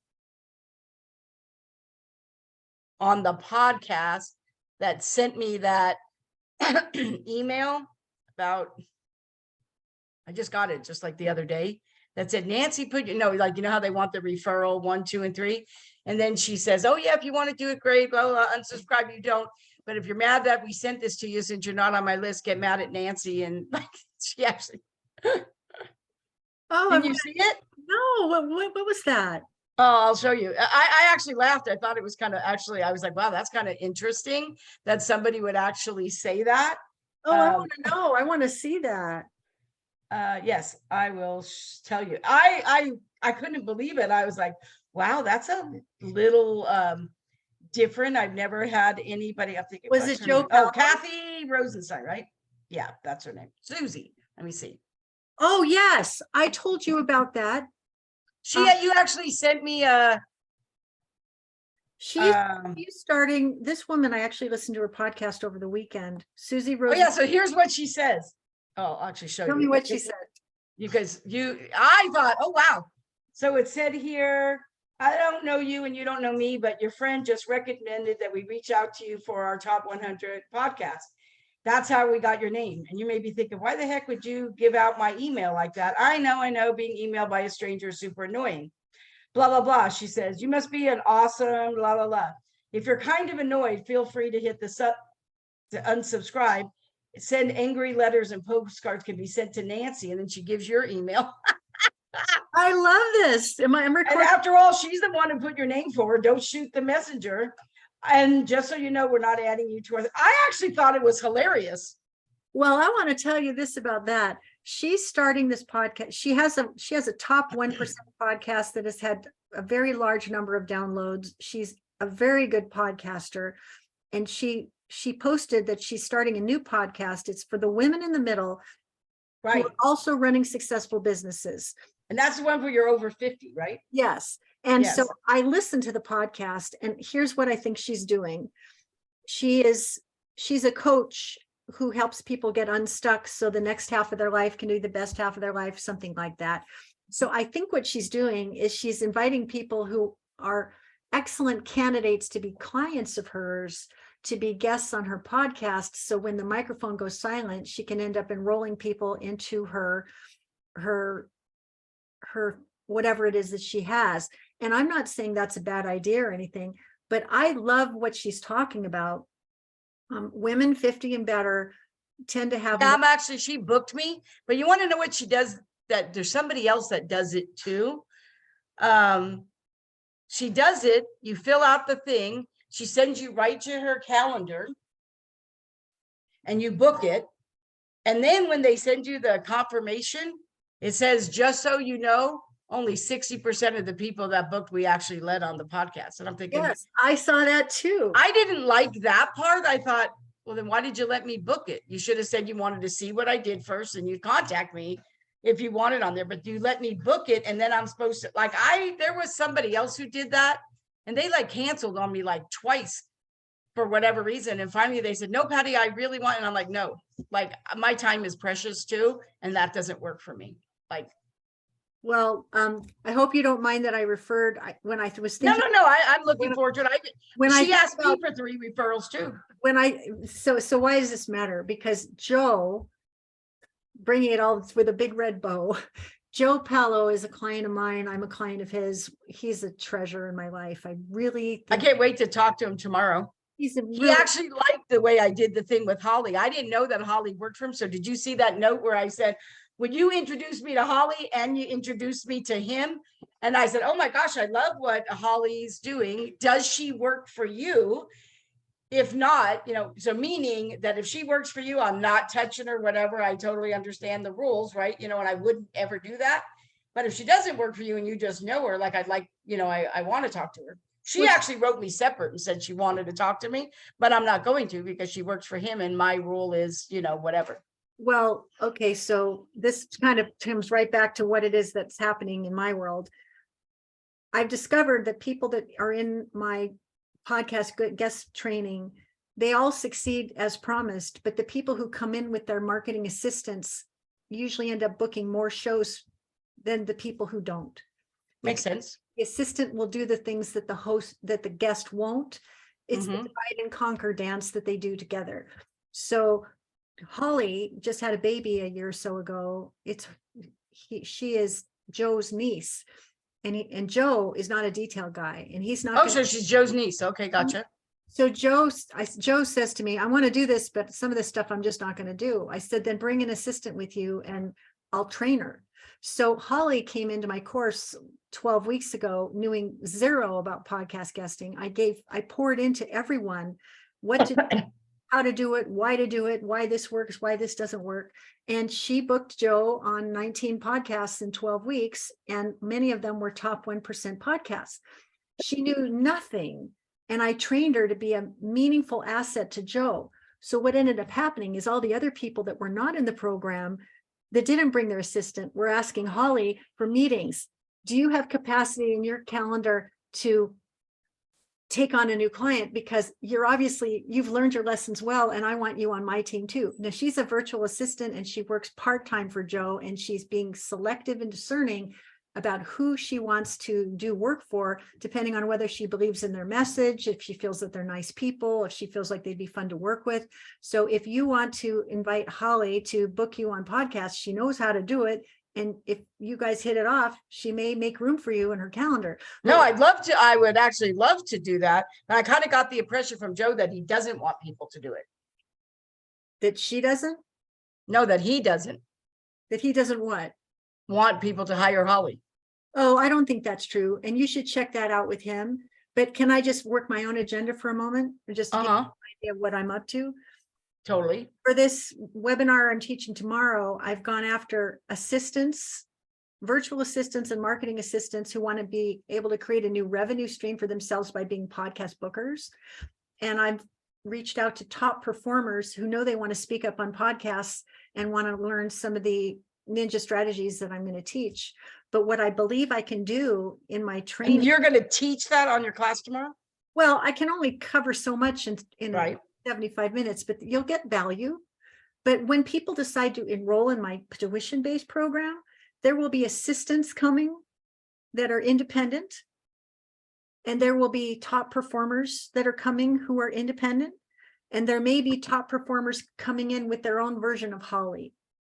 What I think is going to happen over 12 weeks, that all the independent people that came in and all the independent VAs, they're going to end up matching, and they're going to end up doing business with each other.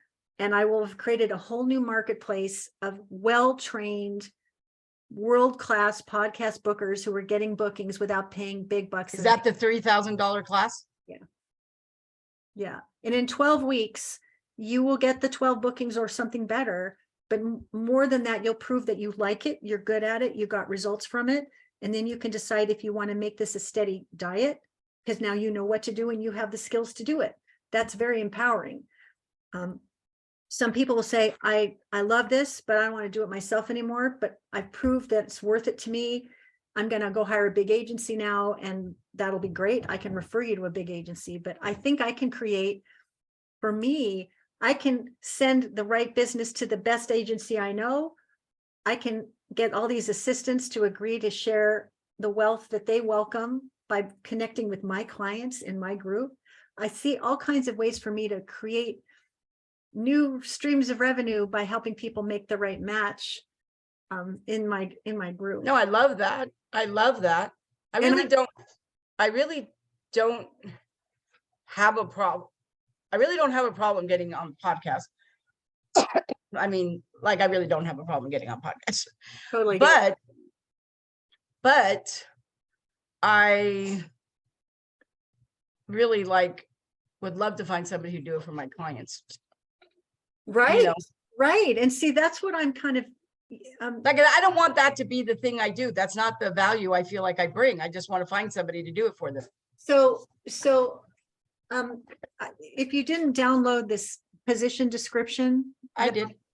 if you, any one of your clients can read this position description and go to their referral network and say, listen, are you this person, or do you know anybody like this person?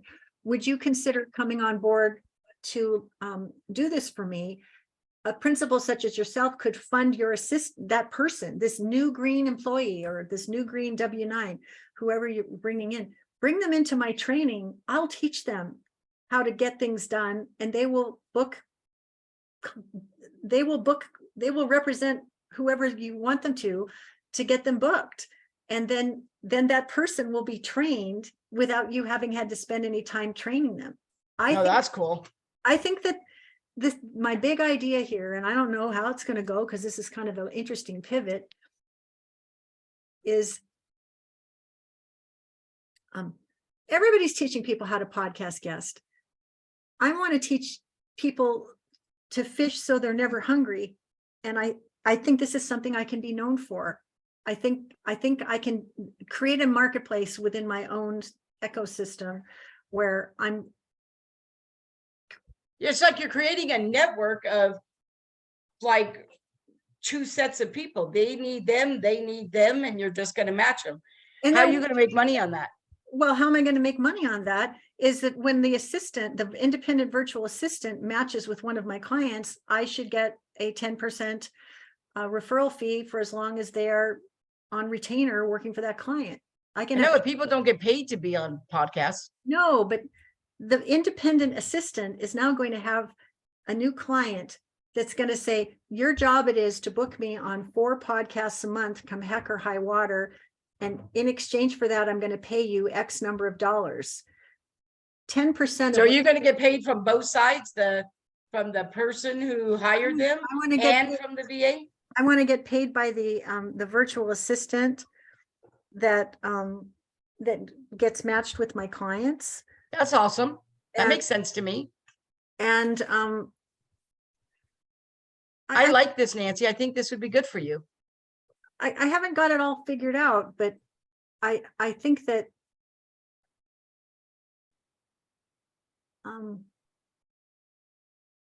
someone who is a trained VA, who runs a team of VAs, who comes into my program, the access they're going to get to people that want this.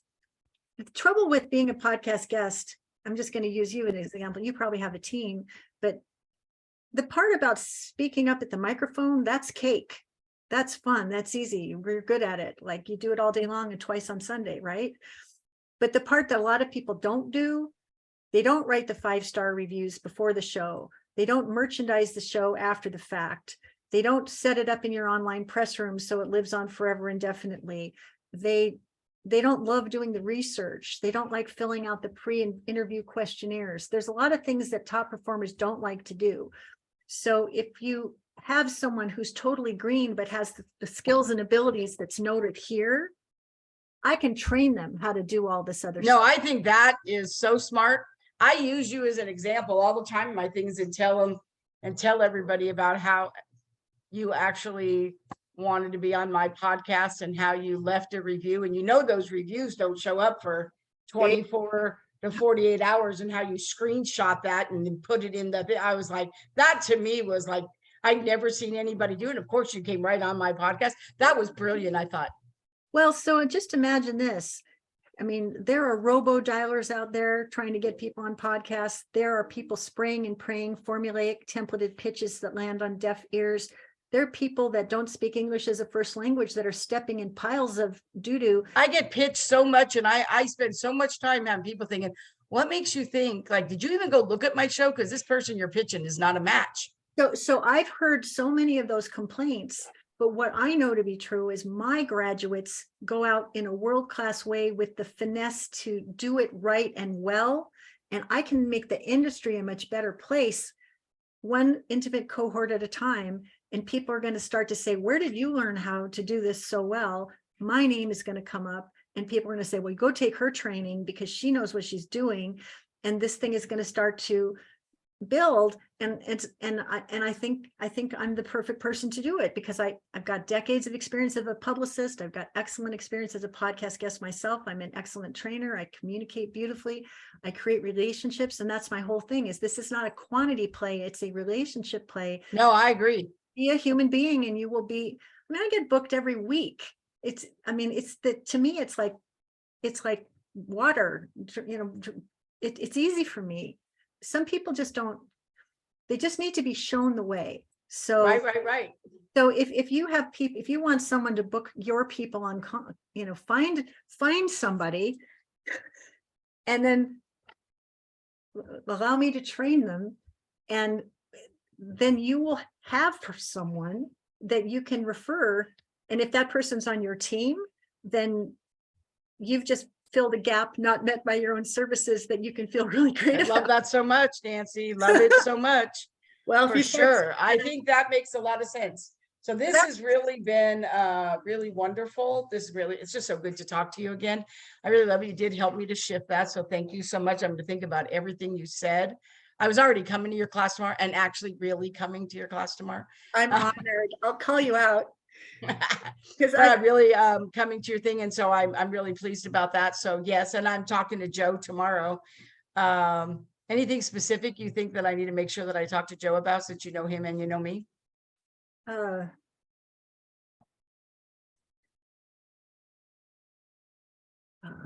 I think the two of you are going to be like peas and carrots, and you're going to find all kinds of things that you can do. He could be a columnist for your magazine. He could be a guest faculty expert for a mastermind. He could be this referral. Did you happen to watch the training that he did about referrals for my alumni group? No, I don't. Where did I get that? I thought I shared it with you, but just a moment and just 2 seconds. Don't go away. This will help you a lot. Don't go away. Get known.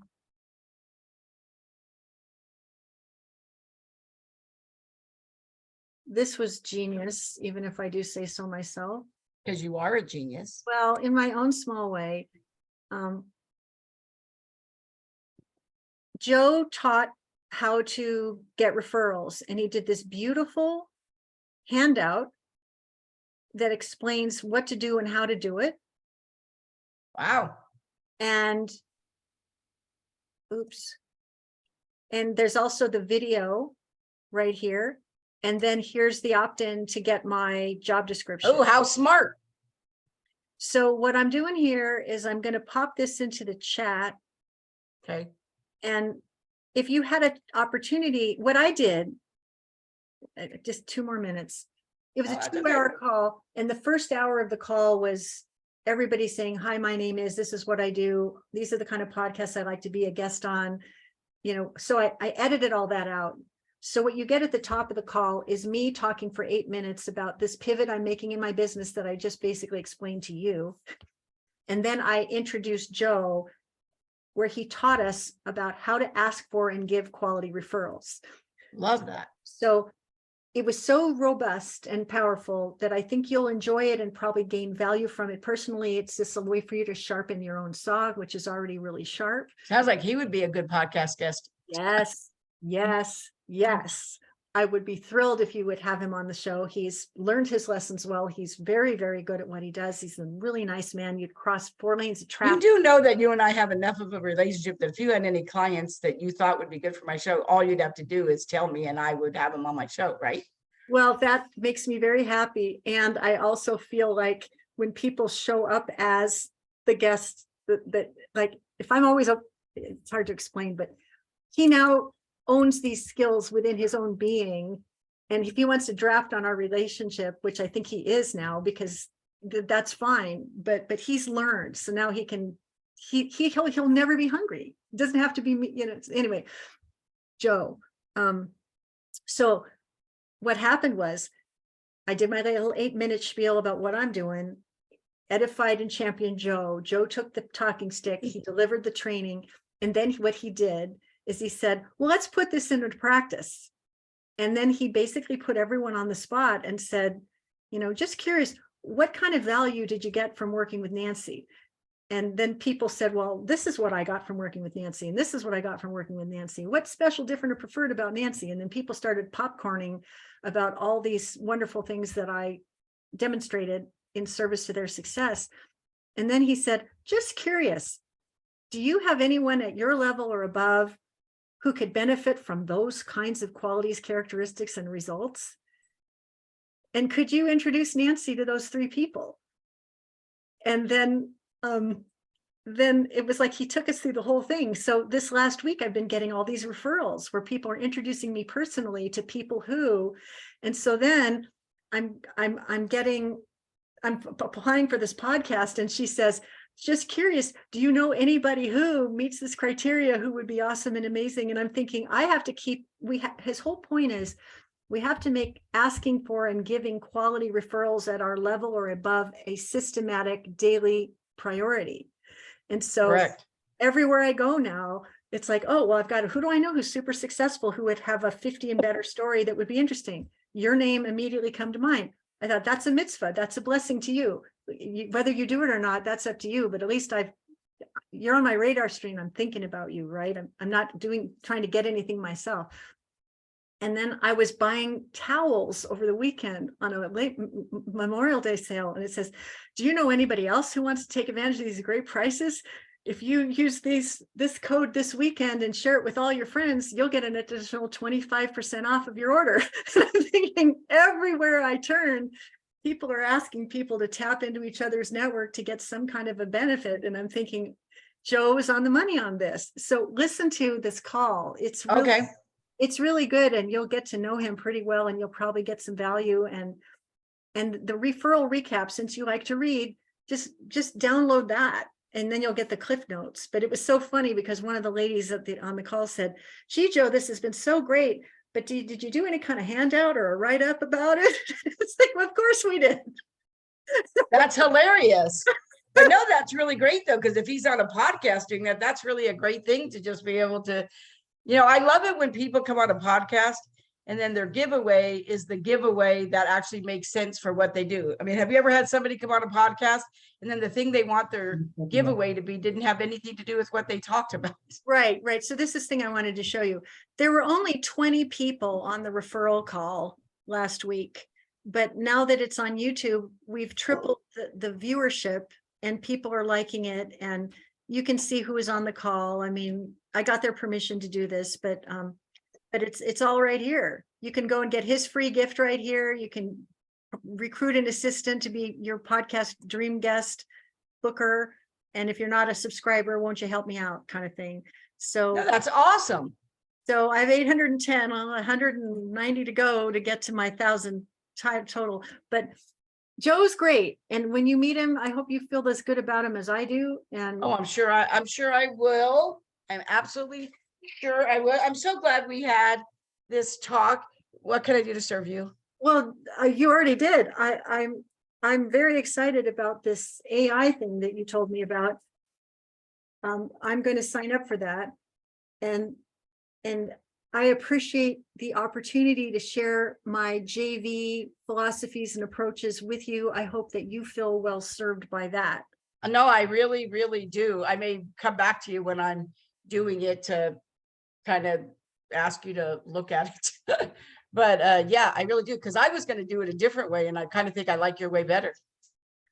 Well, I'll be really interested to know what you decide to do, because of all the people that I know, I mean, you are truly in the catbird seat. You get to call the shots and do this in the way that feels aligned and good to you, and you can have it work out in every good way. If you're just your partner with Nancy, you don't have that on your website. You have to give them that link, right? No, not exactly. If you go to my website, I'll show you where. Because I remember I used to have this JV link on my website, and I used to get so many bots and spam to it all the time. I finally took it off. This is how I do it. Here's my website, and it says trusted resources, affiliates, joint venture. So if you click on joint venture right here on the bottom, you see Mhm. it? If you click Mhm. there, it takes you right there.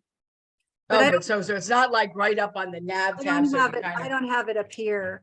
I have how you can work with me, speak about, be my guest, my blog, but these are all secondary, like only, Mhm.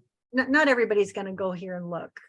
No, that makes sense though. So that's how I do that. And here, this is another thing I do with the trusted resources. I look at this every year, and this is something you could do. I have a few products and programs that I just think are really great. Like I promote Jane. I um, love Magpie. And then I have this woman who did my homepage and sales pages. I think she's a really great designer. I love lead pages, so I advocate for lead pages. I love Podmatch.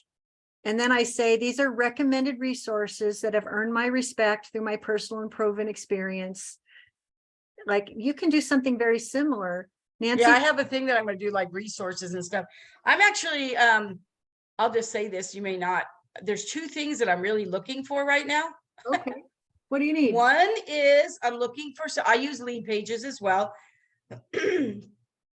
My VA who does my website thing, whatever, I'm going to say she can do a landing page. She's just not, she just doesn't make them pretty enough for me. Like they're not like dynamic enough, whatever. I'm looking for somebody who can do landing pages for me. That's one thing. This one. And I just got done wrapping up with my podcast company, the company who produced my podcast. Well, the back end production, like they put it on my website, they do all that. Literally, I can't stand them. Like literally, I would never refer to them to anybody. They were so awful to work with, and they cost me so much money. So much money. But anyway, I'm not doing that again. Now I want to hire a person or some, like I'm trying to find somebody. I've already like recorded my whole next season. So I went on hiatus for a couple of weeks, and now I'm looking for, like, I don't want to stay working with them. I need to find somebody What else does that's this going to do. person do? Does they produce your podcast, or do they create all the graphics and all the video snippets? Basically what happens is I record it.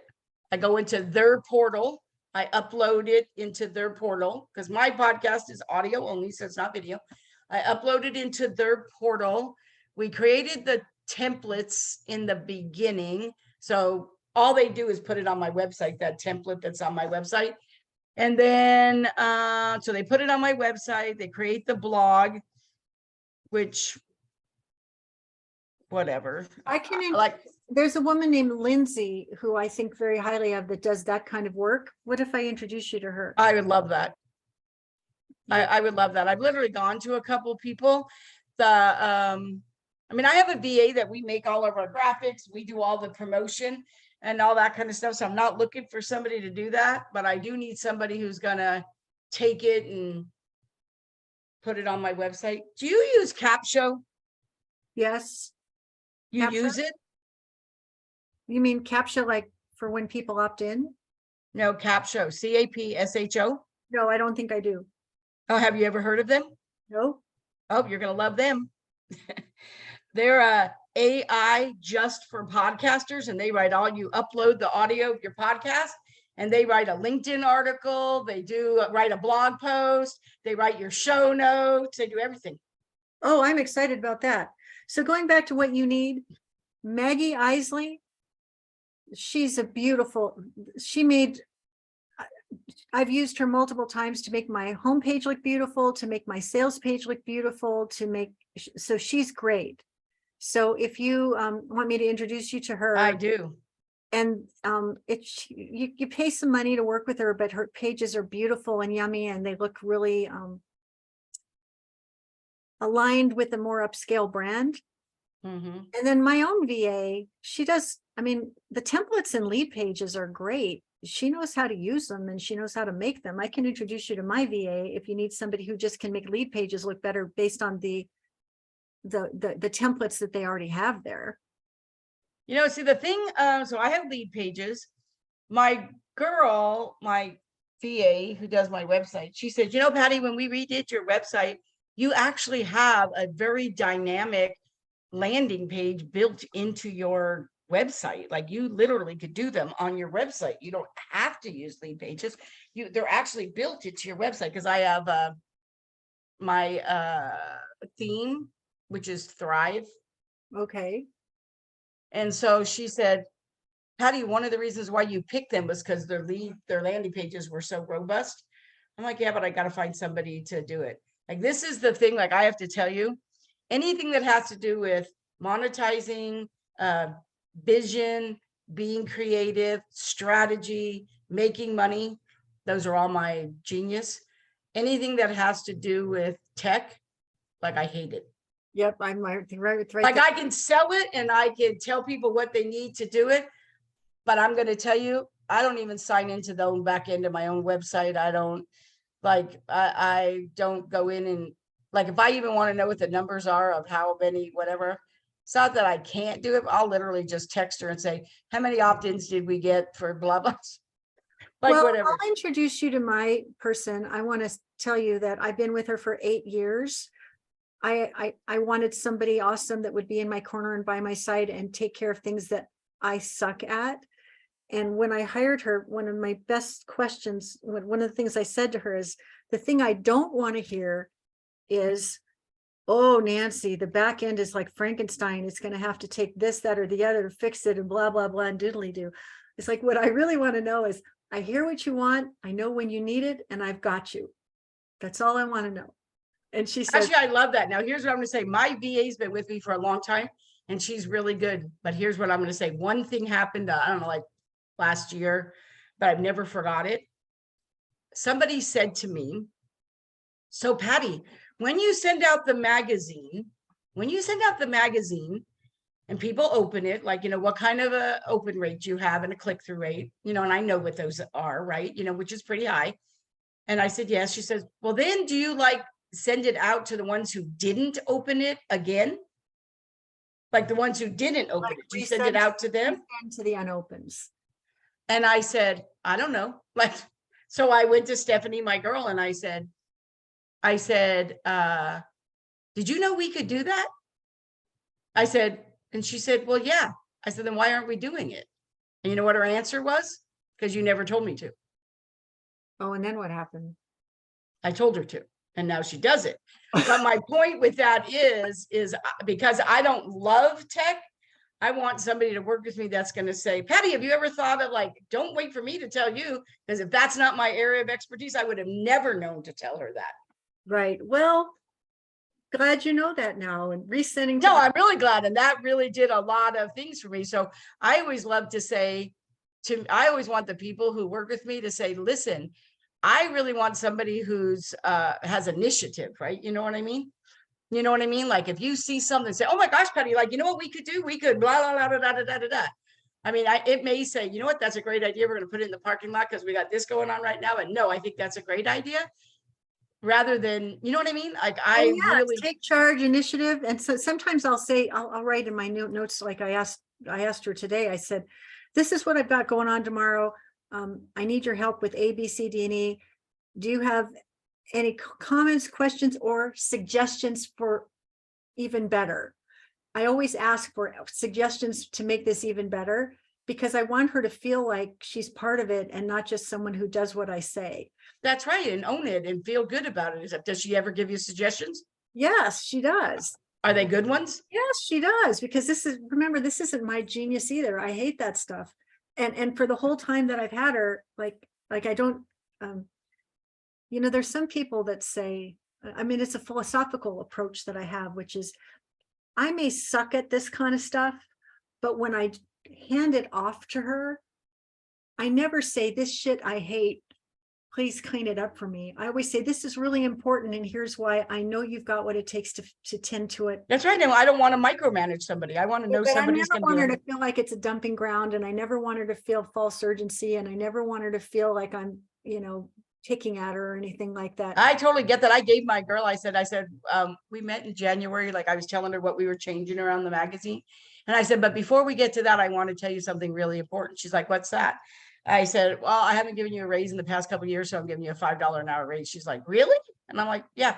And she was all happy about that.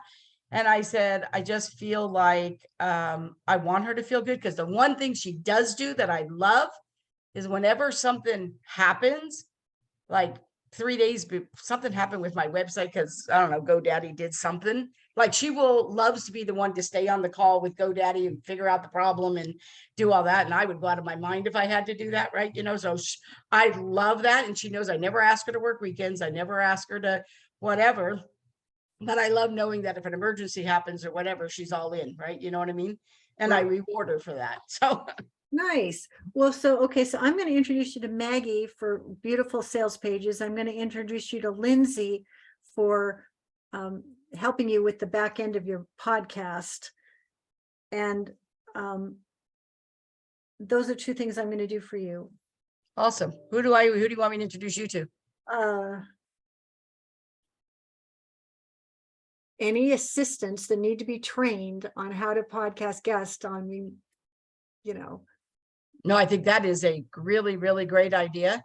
Thinking about that, I want to go out to all my clients now and say, blah, blah, blah, right? You know? Well, you know, I would have, you know, my master class is tomorrow. So I would really, it would be a Herculean effort for you to do anything to promote it tomorrow. But when are you doing your next one or whatever? Well, I don't have one on the calendar yet.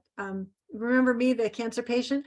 I'm trying to have I'm not trying to do every 3 months. I'm going to do another one and another one and another one. I'm just No, but I think like September would be really good because, you know, when November, December comes, people start slowing down. So September would kind of be really good. That if I do it again, that's when I would do it. But here's a suggestion. Here's an idea. I'm open to suggestions and ideas. Get known, getpaid.com, brilliant assistant. This is a link that you can share. That's not a partner link or anything. It's just a pretty link, but you can share this link. Do you wish you had someone booking you on podcasts or helping you? Here's a position description to help you recruit somebody. If you felt compelled to share that with anybody that would benefit from it, I would be grateful, because of course. And if they don't come to, because what happens in this report is I basically explain the whole shebang. And then at the end, it says, oh, by the way, I'm holding this masterclass on tomorrow. If you feel like joining me, here's the link. Come on over. But it's a 12-page report. There's a lot of value in here. Yeah, I have it. So if you felt like sharing it with people, that would be a blessing to me. And I want to be. Are you going to go in and change it after you do the thing tomorrow?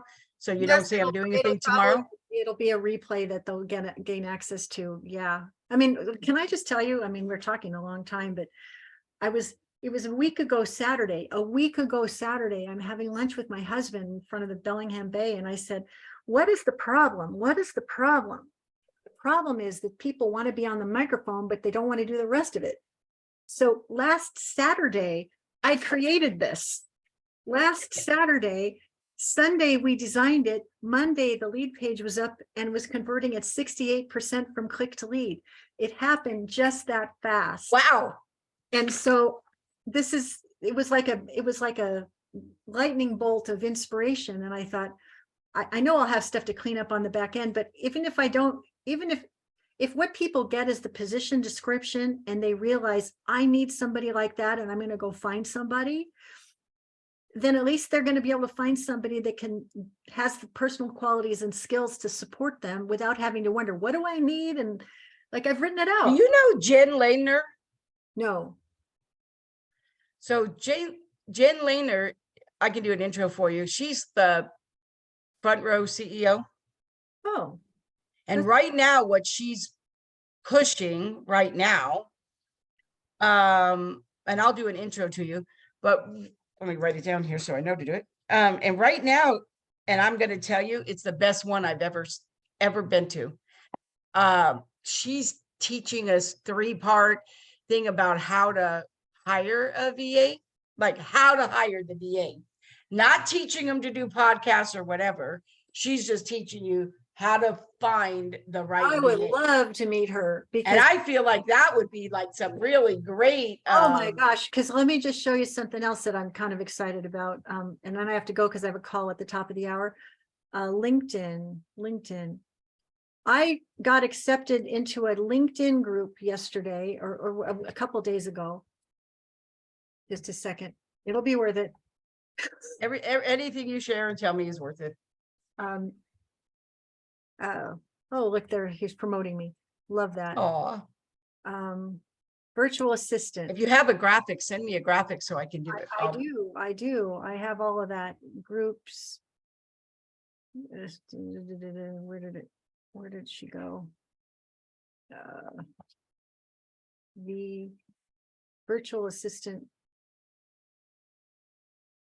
Oh, that just made me think of another person to send you. Oh, just a second. So I know another girl, she's probably the best referral partner introducer I've ever known. And she calls herself a revenue something consultant, but she couldn't stand it that people didn't have good VAs. And she only does women. And she trains VAs. And you Right. hire This them. is what I wanted to show you. The virtual assistant network has like, I don't know how many people in it. It was a very large number. Virtual assistant network. It was like 33,000 members. So I posted this job description in the group. This is what I do. This is how I do it, blah, blah, blah. And then it's had 448 impressions like overnight. Wow. Which is a lot. Most of my LinkedIn posts get far fewer impressions than that. So yes, anybody you know who wants to help VAs become even more valuable to their clients. Oh, those two people that I know, I think that would be, those are the two people. Both of them are very successful. Both of them do introductions like crazy. That's what Our networkers for whatever. I would love that, because this is something that this isn't for everyone. If you've got English as a second language, if you're not into creating relationships, if you're not interested in advocating for your client, like your client was the most important person on the planet, this isn't going to be for you. But if you are those things, this is a way. Oh, I think these two introductions that I could do for you will probably be the most powerful for what you want to do, and all the people they know and who they'll be able to introduce you to will be amazing. Those will be the two that you're like, oh my God, Patty, thank you so much. Those were the two people I needed. Well, then I promised to follow up right away, and I know you will. I'm not worried at all. And okay, well, I'll let you go so you can make your call. This has been great. Let's not be strangers. And thank you so much. Thank you. And let me know how it goes with Joe, because he's awesome. I absolutely will. All right. I'll talk to you later. Thank you. Bye. Bye.